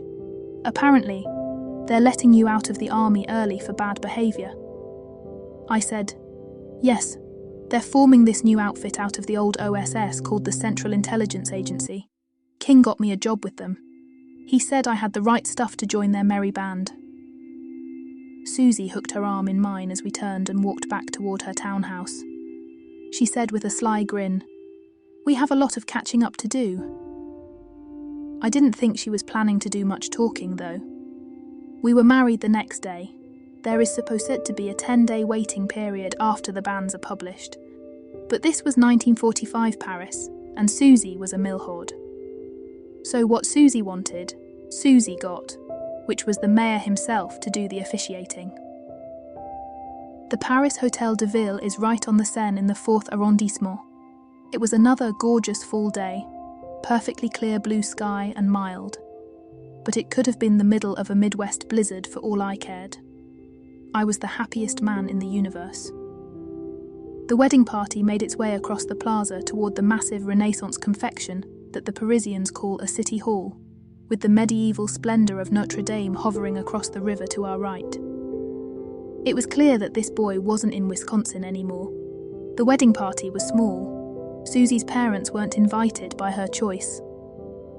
Apparently they didn't approve of their daughter's free-thinking ways. Mine were on another continent. They would get the word in about a week. My best man was actually a 7-year-old girl, but she was very brave. Susie's 2 attendants were walking hand in hand, looking awkward and uncomfortable in their fancy dresses. Their dark hair was in braids with bright ribbons and their skinny little legs ended in fine leather shoes. King and Bernadette were waiting at the mayor's office. King was serving as my co-best man since somebody had to bring the ring. Bernadette and Susie had bonded to the point where they were more like sisters than friends. We made up a very odd wedding party, a marchioness and one of the hereditarily richest women in France on one side of the aisle, a former bar manager, and a Wisconsin shit-kicker on the other. In many ways it symbolised the shape of the new world going forward.